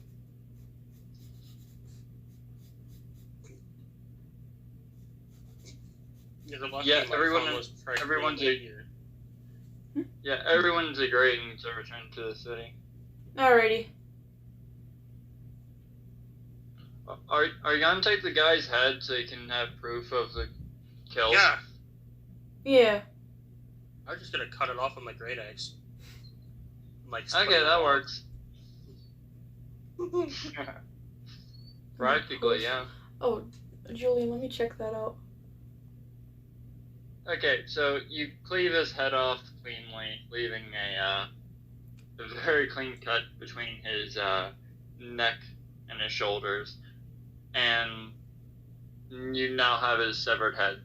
What you gonna do with it? You want to wrap it up so it doesn't bleed all over your bag, or... Yes, I am going to wrap it up. I'm also going to want to wash myself up before entering the guild building because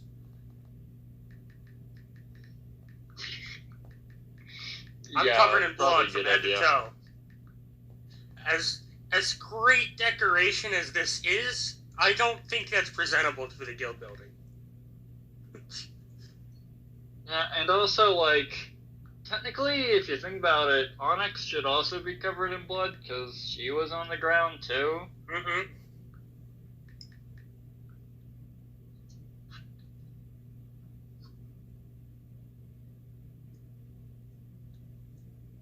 Let's go. Let's go find a place that we can wash up at too before we return to the guild. Hmm. Oh yeah. I agree with that.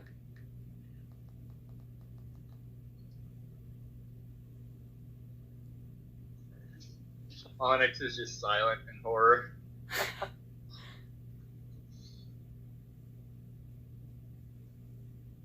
That is honestly valid.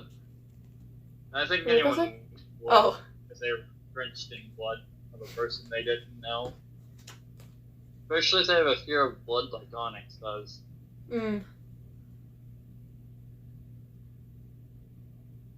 I'm gonna be honest. This Moon probably licked some of the blood off her face because, well, she's a dragonborn. Oh yeah, because she's sadistic as fuck.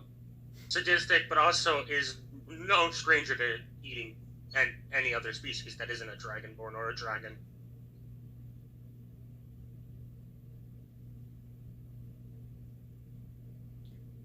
Wait, did we find a place to wash up? Is there like a stream or river nearby? Not near y'all, because y'all are pretty much in the forest. But you do have wash basins back in your room that you have. Oh. That y'all rented. Yeah, let's go there. Let's go there and wash up, then turn in the quest. Yeah. Okay, And then so I can go buy as the y'all, axe. yeah, so as y'all make your way back to town, you walk through the gates, and there's just a human guard who's just watching y'all walk by, drenched in blood. He pinches his nose, just trying not to gag, because y'all reek of just straight up seared Death. human flesh. Yeah, Carney almost laughs at that.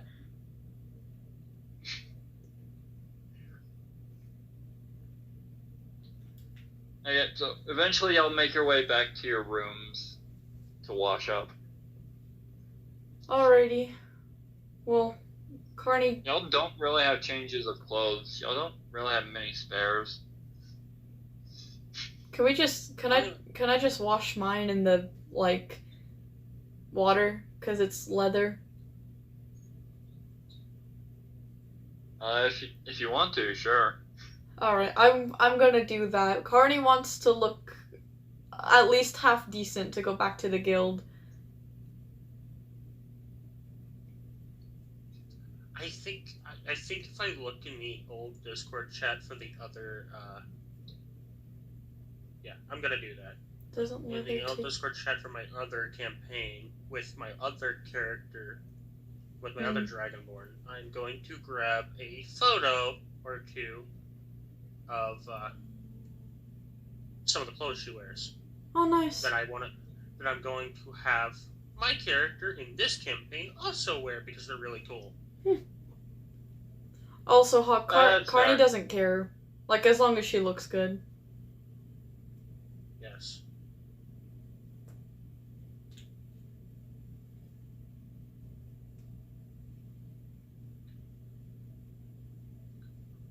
Yeah, leather does take a while to dry, but also, if it's real leather, it's not actually going to get wet. Yeah, that's what At I least was not thinking. easily. Yeah.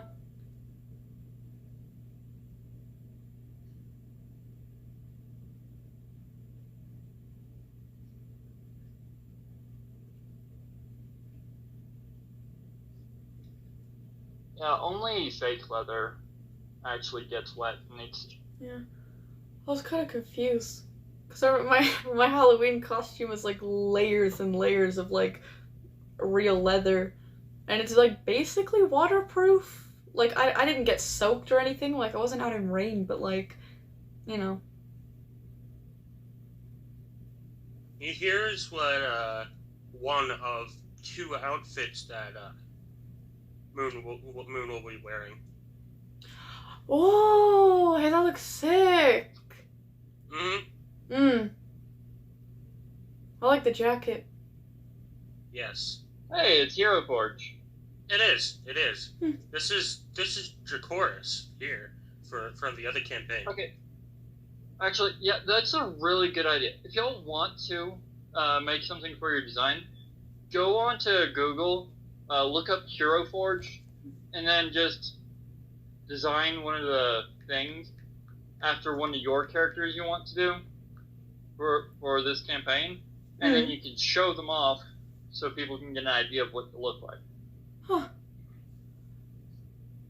And if you have the money and want to, you can also order one of the figures, the custom figures of that character, which is what that website's usually for. Oh, that's so and then cool.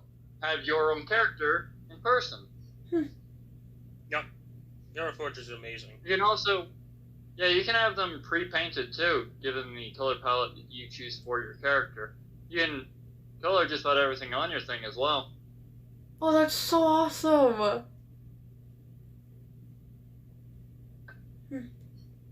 Yeah, so if y'all want to, y'all can do that after stream, and then we can show our characters for next time.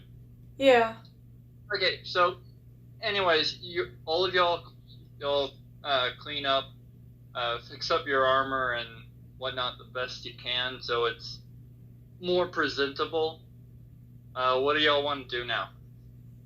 Well, if we're all ready to go, then I'd like to go back to the guild.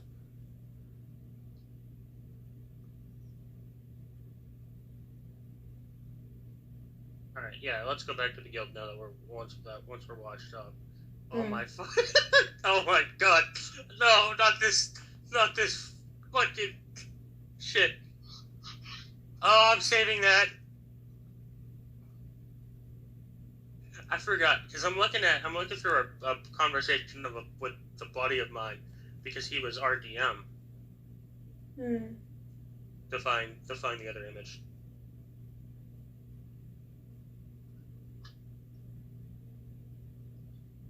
Actually, if y'all recall, I actually sent a few things you can do from Hero Forge here. Oh, nice. Well, to y'all independently, which I'm going to send a few again here.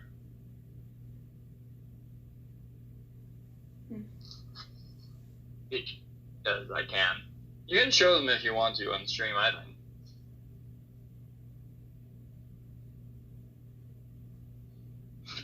And now that I look at it, I think I might actually use one of the characters that I sent in the campaign kit. They would make a pretty good boss fight. Which you'll probably be able to tell which one it is the moment you see it.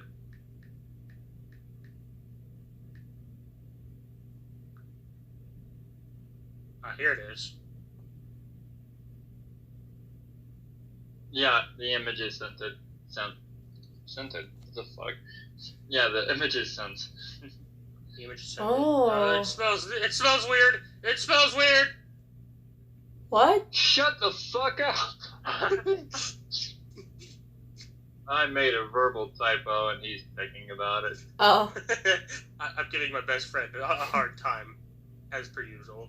Oh, these look So cool. here is the other alternative to Moon's attire, which wherever I can find that, of course, should be up here. Here's the other alternative to Moon's attire that I believe, because it looks amazing and I love this. Oh, that one looks a whole lot more noble. It I does. actually fucking love that design. It does. So do I. I think that's my favorite of the two. I like both of them because both. But yeah. They Also, both really fit her impression, I get from her. mhm. To a degree. I mean, I don't Although- really get the very noble feel from her for that one. But It's just that I might have her develop, because keep in mind she also worships Tiamat, so I may have her develop that later on in the campaign if she does become a paladin.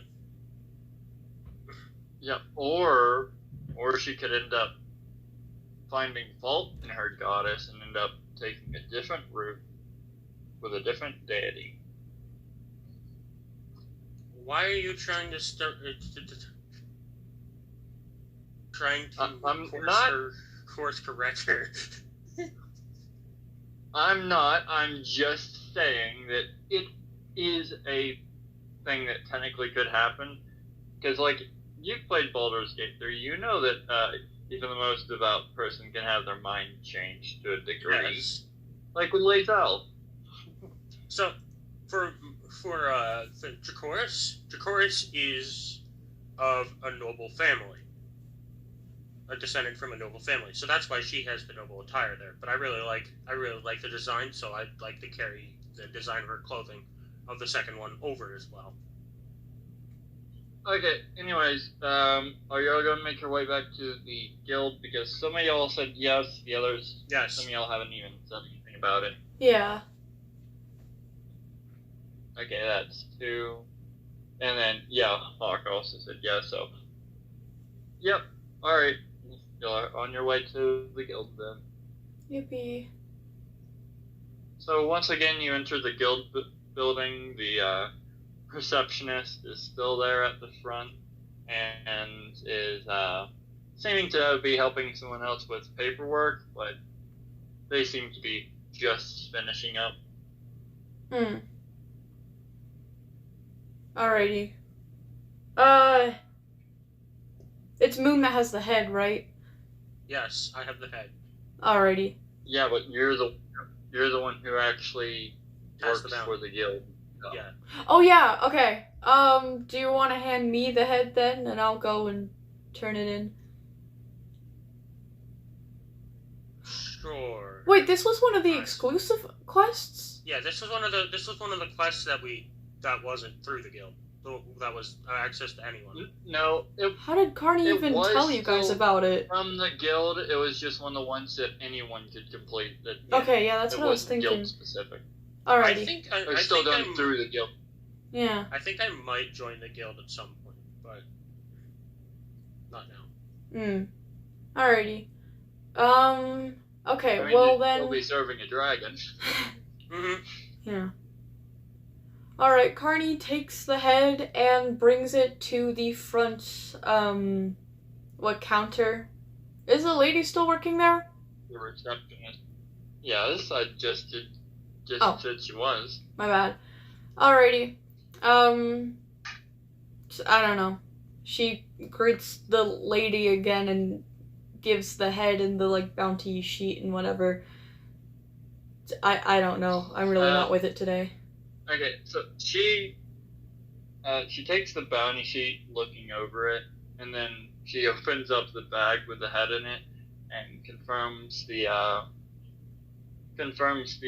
drawing of his face with the face in the bag. And despite the hole between his eyes, she can confirm from most of his other facial features that it is in fact a person.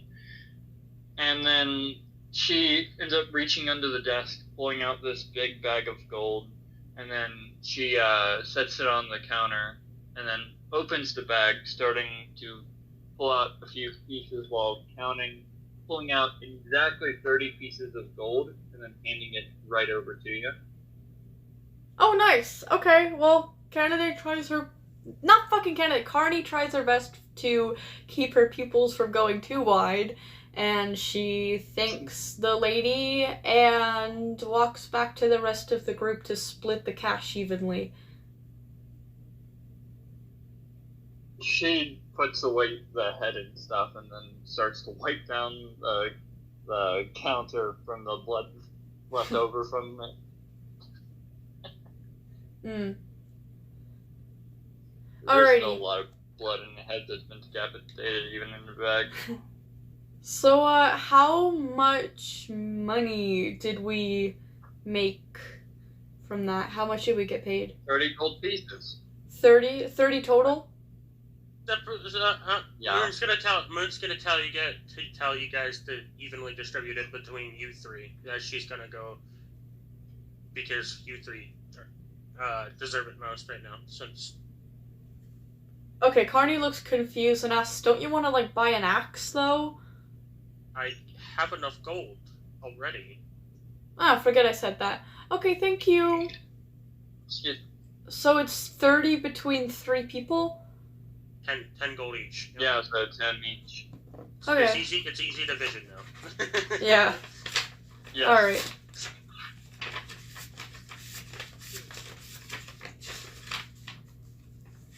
Gonna update my thing. 30, 10.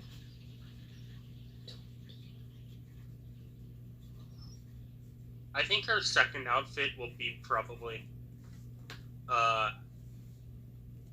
Actually, I think her second outfit will be more when she's in tune with her own deity, with her deity that she worships.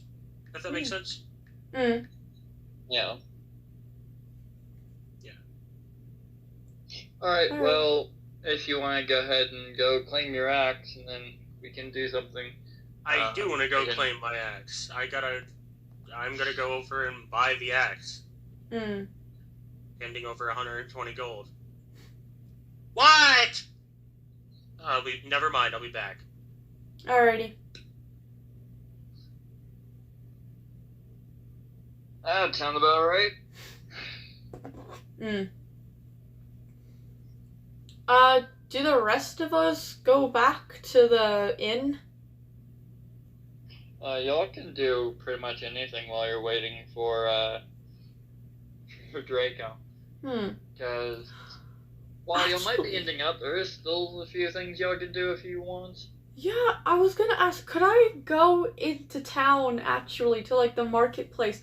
Could I look for somewhere that sells, like armor? Do you think I should get better armor? I think Carney wants, like, nicer-looking armor. Oh yeah. How much gold do you have?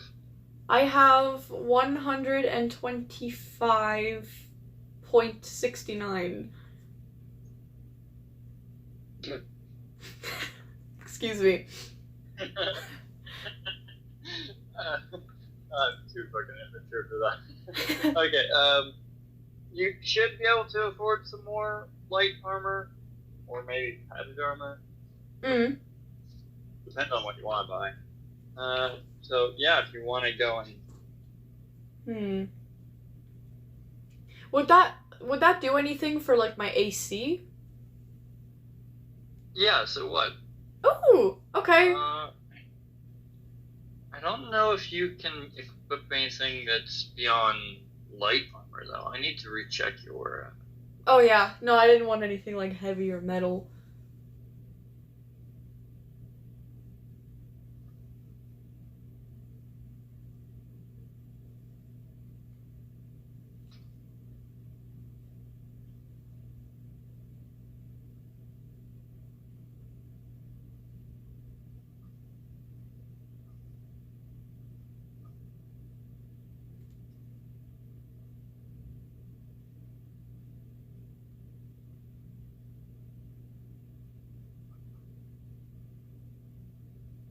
Well, it seems that it wasn't added to your listing, so I wouldn't think so.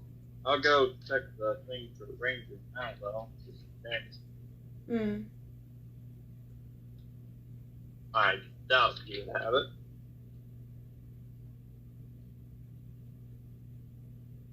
Oh, no, you can use medium armor too. I think I'll stick with light. Which is pretty. Well, so the thing is, most of the medium armor is still non-metal, nothing going to be loud or give you disadvantage on stealth. Oh, well, in that case, then maybe I should go medium then. Okay. Alright, well, Carney goes by herself then to the marketplace to go and look for some medium armor. Does she find any stores for that? Yeah, you find this one blacksmith who's this old dwarven guy who seems to be hammering at some gear. There is several sets of armor that are just sitting there on display, showing off his work, which even you can tell, even with your inexperienced eye, that is very well done craftsmanship. Alrighty, well, Carney is immediately entranced by this and asks how much it would be to purchase.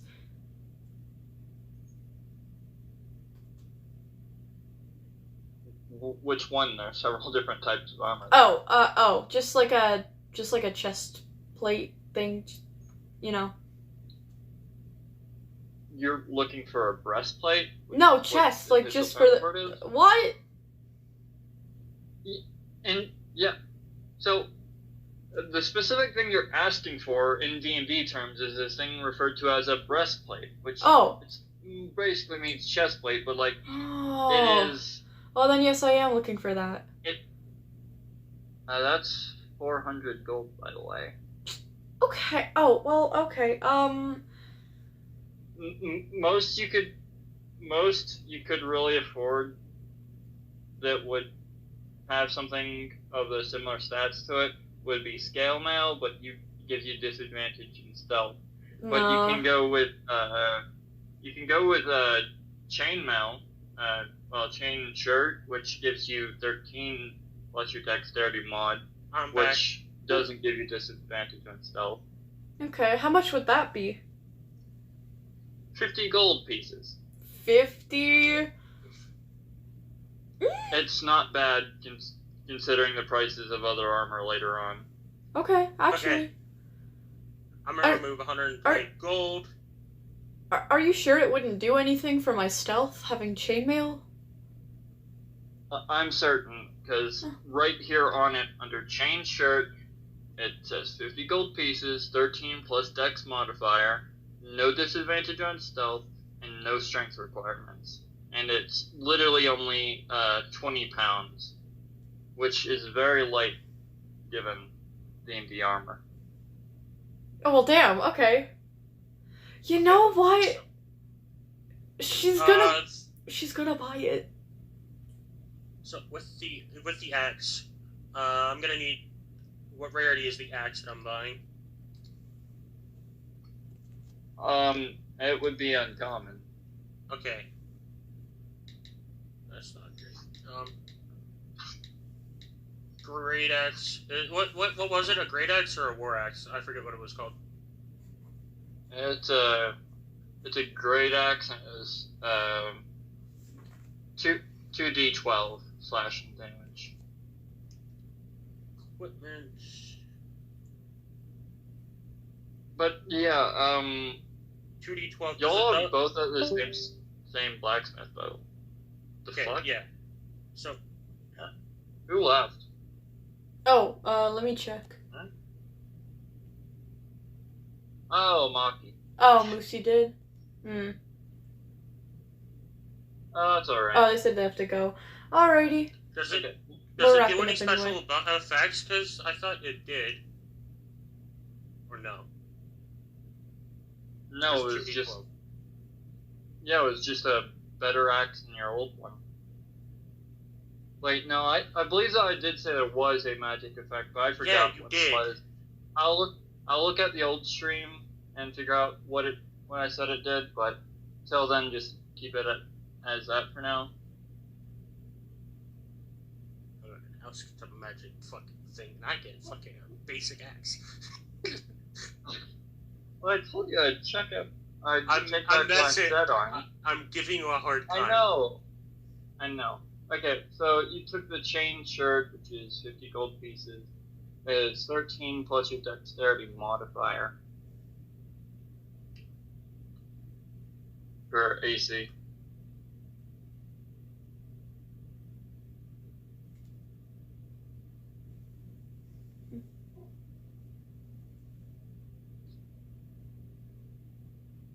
Wait, what? I told you, you Oh. spent 50 gold on the chainmail shirt. Okay, yeah. It's, And it was 50, right?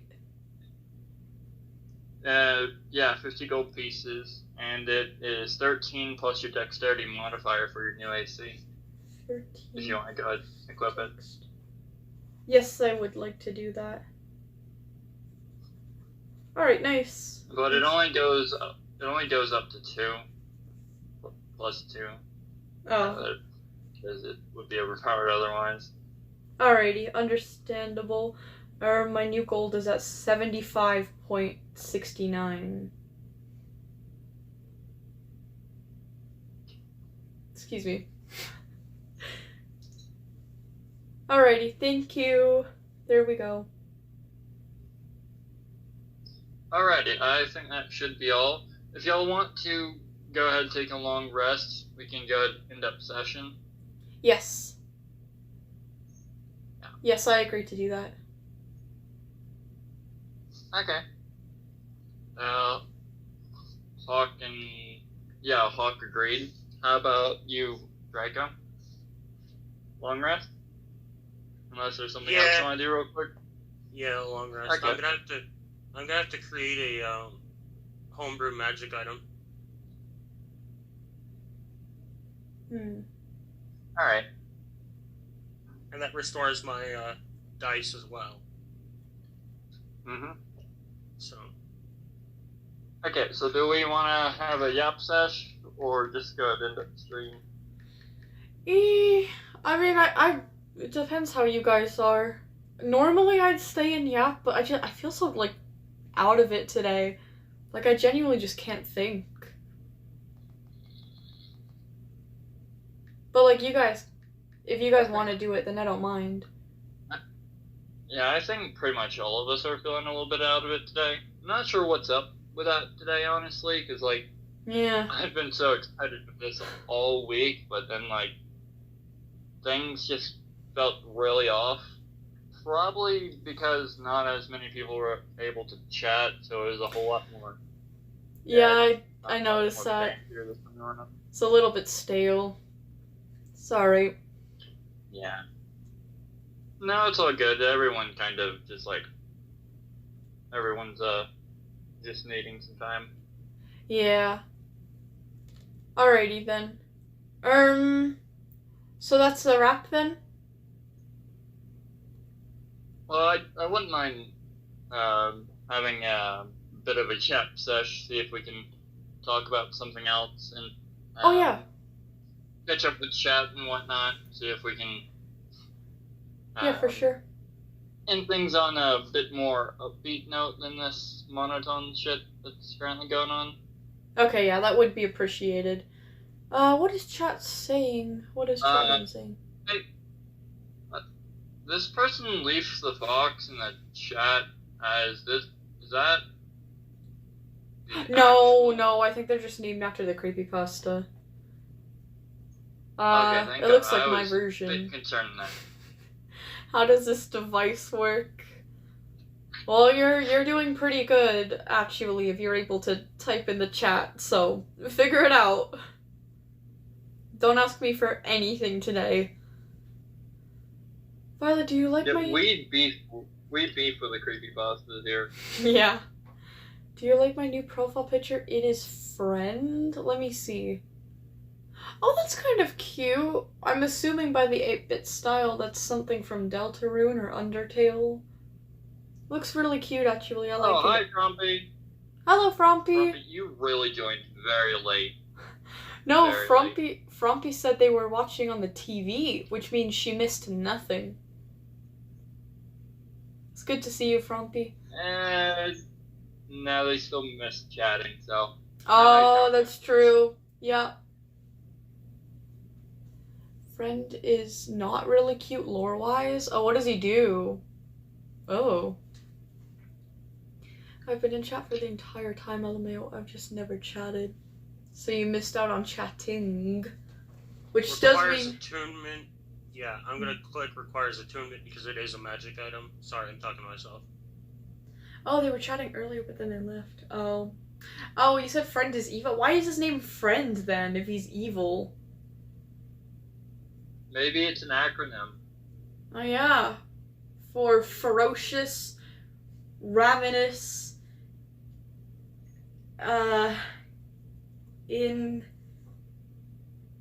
intelligent, evil, nefarious demon. That's what it stands for. I'll check my post. Okay, you're the only one that I'm gonna check posts for the rest of the day, though. I'm really not here to be doing all that today. And if it's a video, I'm not watching. I'm so sorry. I'm so tired today. I cannot. Oh, it's not a video. Oh, let me see this. Okay, new Frompy art. Nice. Wowie, some new art from Frompy. Yes, indeed. I really like the rendering the art like this. And I think my favorite pieces are either the Detective Frompy or the Hack Auto one. Basically, image one is Hack Auto being the sick and awesome guy he is. He's actually emo, but shh, don't hurt his don't hurt his ego. Alright. Image 2, Corvid Color being grumpy. She doesn't like libraries. She doesn't like libraries? What is her problem? Image 3, Shifter, bottom That's text. when you get offended by? You can't not like library. I love libraries. And image 4 It's been is... so long since I've been to a library. They're very peaceful and calming, and for writers, oh my god, it's such a vibe. I can't even. It's such a vibe. If you can, try it sometime. Because normally they're free to go to, even to like sign up to a library and like be a member. You can like bring out books and stuff. You can go there for like hours. But anyways, image 4 is Detective Frompy discovers a murder. Okay, let's see all of these. You know, Oh yeah? one thing that I think would be fairly fun is, like, if I could actually play as a PC for once, because majority of the time, in most campaigns I've been able to ever do, I've been the DM. I mean, I have the one where my sister is the DM, but it's like... Maybe I'll learn Not to for really the the next same campaign. And so, it would just be fun to actually get to try something myself, use one of my mini characters that I've wanted to try to use, that I've built. Like, if I could play as one of my, Dark Elf characters, 'cause Ooh. I've always wanted to play as a Dark Elf in D&D, properly. Most I've gotten close to it was playing Baldur's Gate 3, which is still fun, just not full-on D&D in the truest fashion. If you teach me how to be a DM, I could be the DM for the next campaign, because it seems kind of fun being able to, like, make a story and stuff. The math stuff, maybe I'll have to get used to, but, you know. Just let me know. It's fairly easy. For the most part, it's just keeping up with your information and just planning the adventures. In normal D&D sessions, the players would have to keep up with their own information. They'd keep up with their own dice rolls, similar to what Draco does, where I ask him to roll for something. He does the roll, and then he will, then he asks me if it hits or whatnot. That's how it's actually supposed to go in D&D, but if y'all don't have the die, or don't keep up with your character sheets, I sort of have to. Alrighty, I'll have to get some dice soon. I don't think it would be, like, that expensive. Yeah, the ones I got were only $15. Oh wow. And that was because they were, and that was only because they were the full set of die, and were also not just plain die. They were actually specially molded ones that have a unique that's pattern to cool. them, That's really fucking cool. which I've shown you before. I completely forgot what they look like, I'm gonna be honest. But also, I want to show It's sort of like Frompies. blood, sparkly blood. Oh, actually, I might remember then. Look, this is Frompy. Let me clean off my screen a little bit. It's not greasy, I swear. It's just because I have the ring light right there, so it literally reflects everything. But anyways, here's Hakoto being an edgelord. This, I noticed something about this. This is Corvid Color being miserable at the library. I noticed something. It, like, won't let me stay zoomed into the image. I'm gonna, like, try to show you guys. Look. Look, the eyeballs are like hearts. That's really cool. Then there's a, who is this again? Who are you again? Shifter. Oh, Shifter! Oh, how cool is that? Before anything, I have a question. Did we earn a level from this campaign yet, or no? Oh yeah, do we?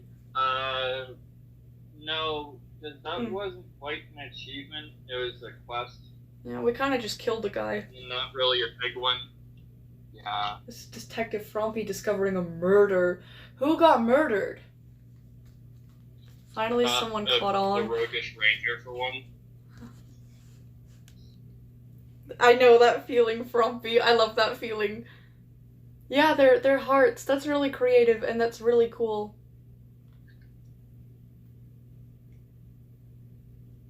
I want to comment Yeah, about it, actually. There's been several parts of this campaign where, like, I've hinted at things and then left it up for y'all to try to figure out on your own, but then, like, y'all don't quite catch on to the specific descriptive details that would hint at the thing that I'm hinting at, and then y'all miss it, or I have to reiterate it in a more obvious way, and then it kills, like, the whole part of, like, oh, this player's trying to find this thing, and then y'all miss over it, so I get it when someone finally catches on to things. Like, Draco is in the lifeline on so many of those things that I've tried doing, as it definitely tells on y'all that y'all haven't really done many RPG-related things. Yeah. Well, we've just never played D&D before, specifically. Oh, shit, hold on. We can't hear you right now. My tablet's doing something. This weird Siri thing. Go away! Go away! Which, okay, it's done. If you actually DM and I get to be a player, you will see that I absolutely get really into this stuff and actually ask more questions and try to do more unique things and not just keep up with just a standard straightforward way of playing, because I find it more fun that way, especially if I get to be in character fully. Yeah. I also just feel like it's because we're kind of inexperienced. We don't really know what we can and can't do fully. And as I've said before, you can just about do anything. If you want to do a backflip for no reason in the middle of combat, do it. Okay. Alright, well, I'll keep that in mind for next time then. But today's session was definitely not my session for thinking. Yeah, this session was definitely a bit more dead than the others, because we don't really have many people who can really chat today. Yeah. We only have us three, which, while we are pretty good with commentary and whatnot, having Maki, who is definitely way better at, like, interacting directly with Carney and bringing commentary and humor into it. Hawk yeah, that's also true. is good with the arguing part too, which actually adds more substance to the interaction. So, since they weren't really able to chat today, it definitely threw it off. Yeah, I agree with that. Yeah. Oh well, though. That's alright. Some next week will maybe be better. Well, at least we're doing more sessions than most people would be able to, because like organizing people meeting up and doing stuff for D&D is really difficult. Doing it once a week is actually really ambitious for D&D, honestly. Oh, yeah.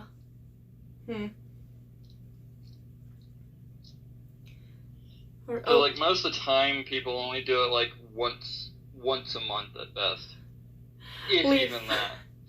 I know about the half cat. I know they're a very popular honestly, SCP. I like her. I hate her? it when a campaign happens once a month, because then you don't get much story. Sometimes you can't help it when life is in the way, especially when you all have your own different things. Oh, okay, I see, Frumpy. You're working on the lore. Ooh, okay, that's kind of cool. Okay, so if y'all want to, I'm going to remind y'all again that if you want to, you can go to the Hero Forge website or download the app, and you can design your what you think that your character would look like, what Carney, Onyx, Hawk, or Moon looks like, and then you can send it in the chat, and then it'll give people an idea of what you look like in case they want to make fan art. I'm already like halfway through mine. Do that if they please. I'm on the coloring stage.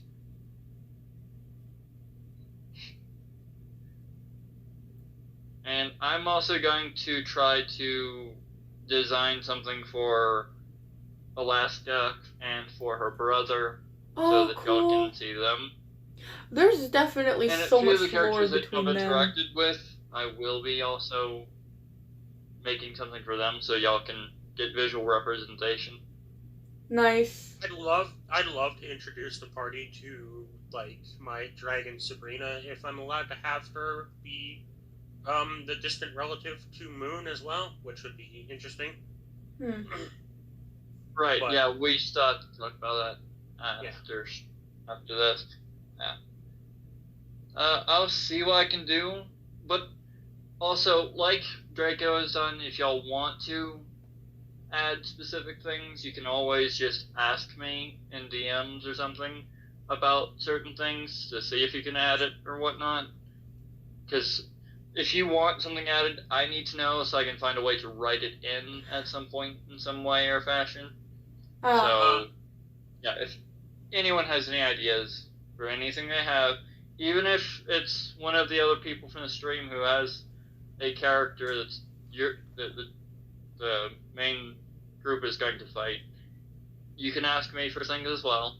You're allowed to. So, just keep that in mind, y'all. Alrighty. Yeah. The catfish that I just ate, I can still taste the river off that thing. God. I'm not kidding. I'm not kidding. Huh.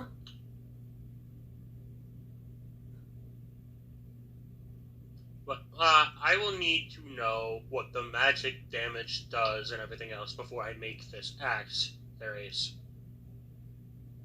Yes, I know. I'll check back on the other stream and see what it does. Alright.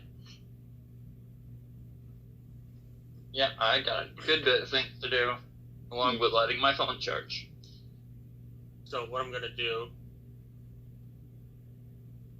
is I'm going to put in Moon's inventory a placeholder. Okay. A placeholder uncommon great axe. Yep.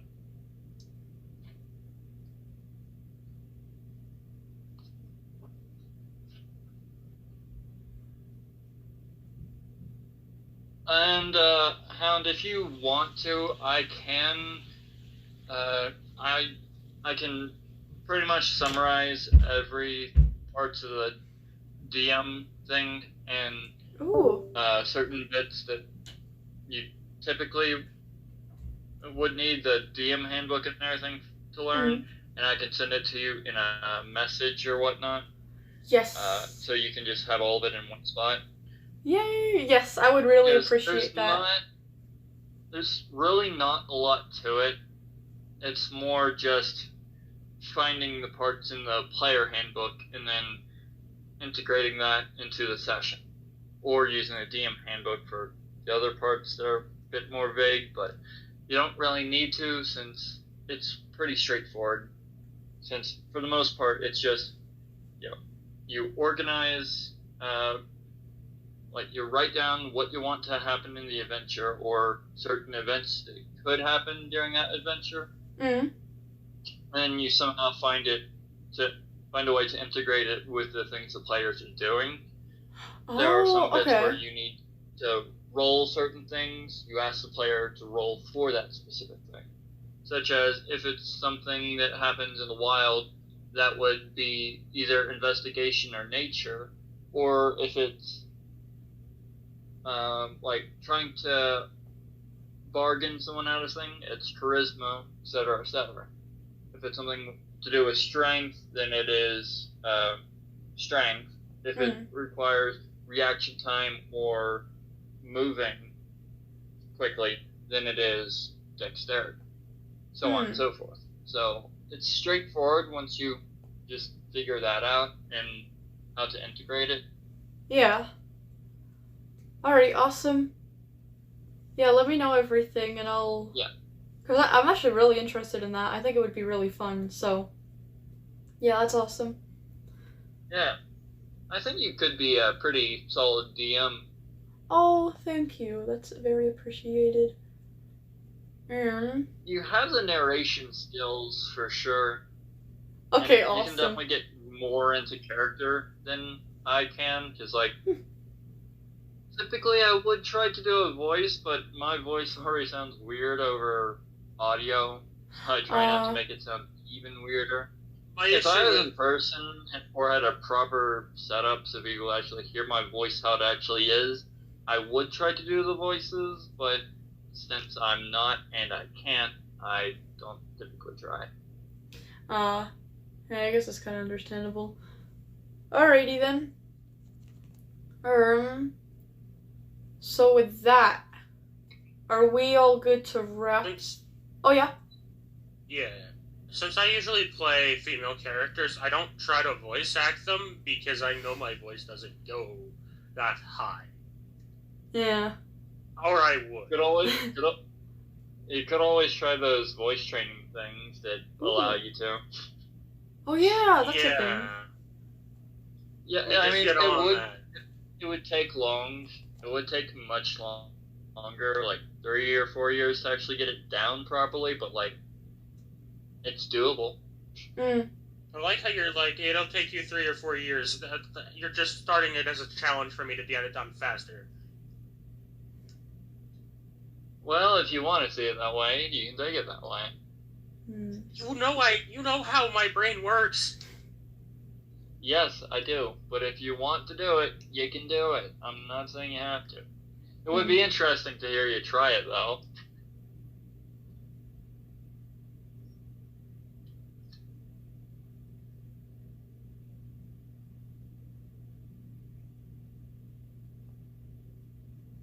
But yeah, if you want to go ahead and upstream, we can.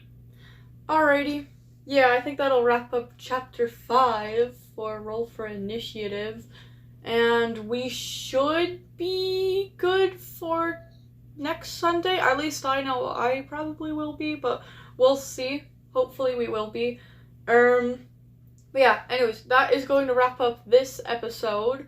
Thank you guys for showing up. Thank you guys for watching. Thank you for the super chat, by the way, if Neptune's still in the chat. And yeah, I'm going to go. I will be back soonest on my SCP stream on Friday. So until then, I will see you guys. You guys have a wonderful week, and yeah, what Hawk said. Stay safe. Take care, guys. I will see you. Bye, people in the call. Bye, Epsilon. Bye, Draco. Bye, fellas. See ya. See ya. Yeah, bye. Bye. I think... Oh my god, I just cut him off. Eek. Eek. I didn't mean to cut him off. I didn't mean to do that. Where's the D&D? Sorry, did I cut you off? You're all good. I was gonna say, I'm pretty sure I should probably be free next Sunday for the next session. Okay. We'll just have to make sure everyone else is able and actually remembers it. Yeah. Alrighty. Yeah, we'll check in then. Alright. Bye for real, guys. See ya. The past couple days.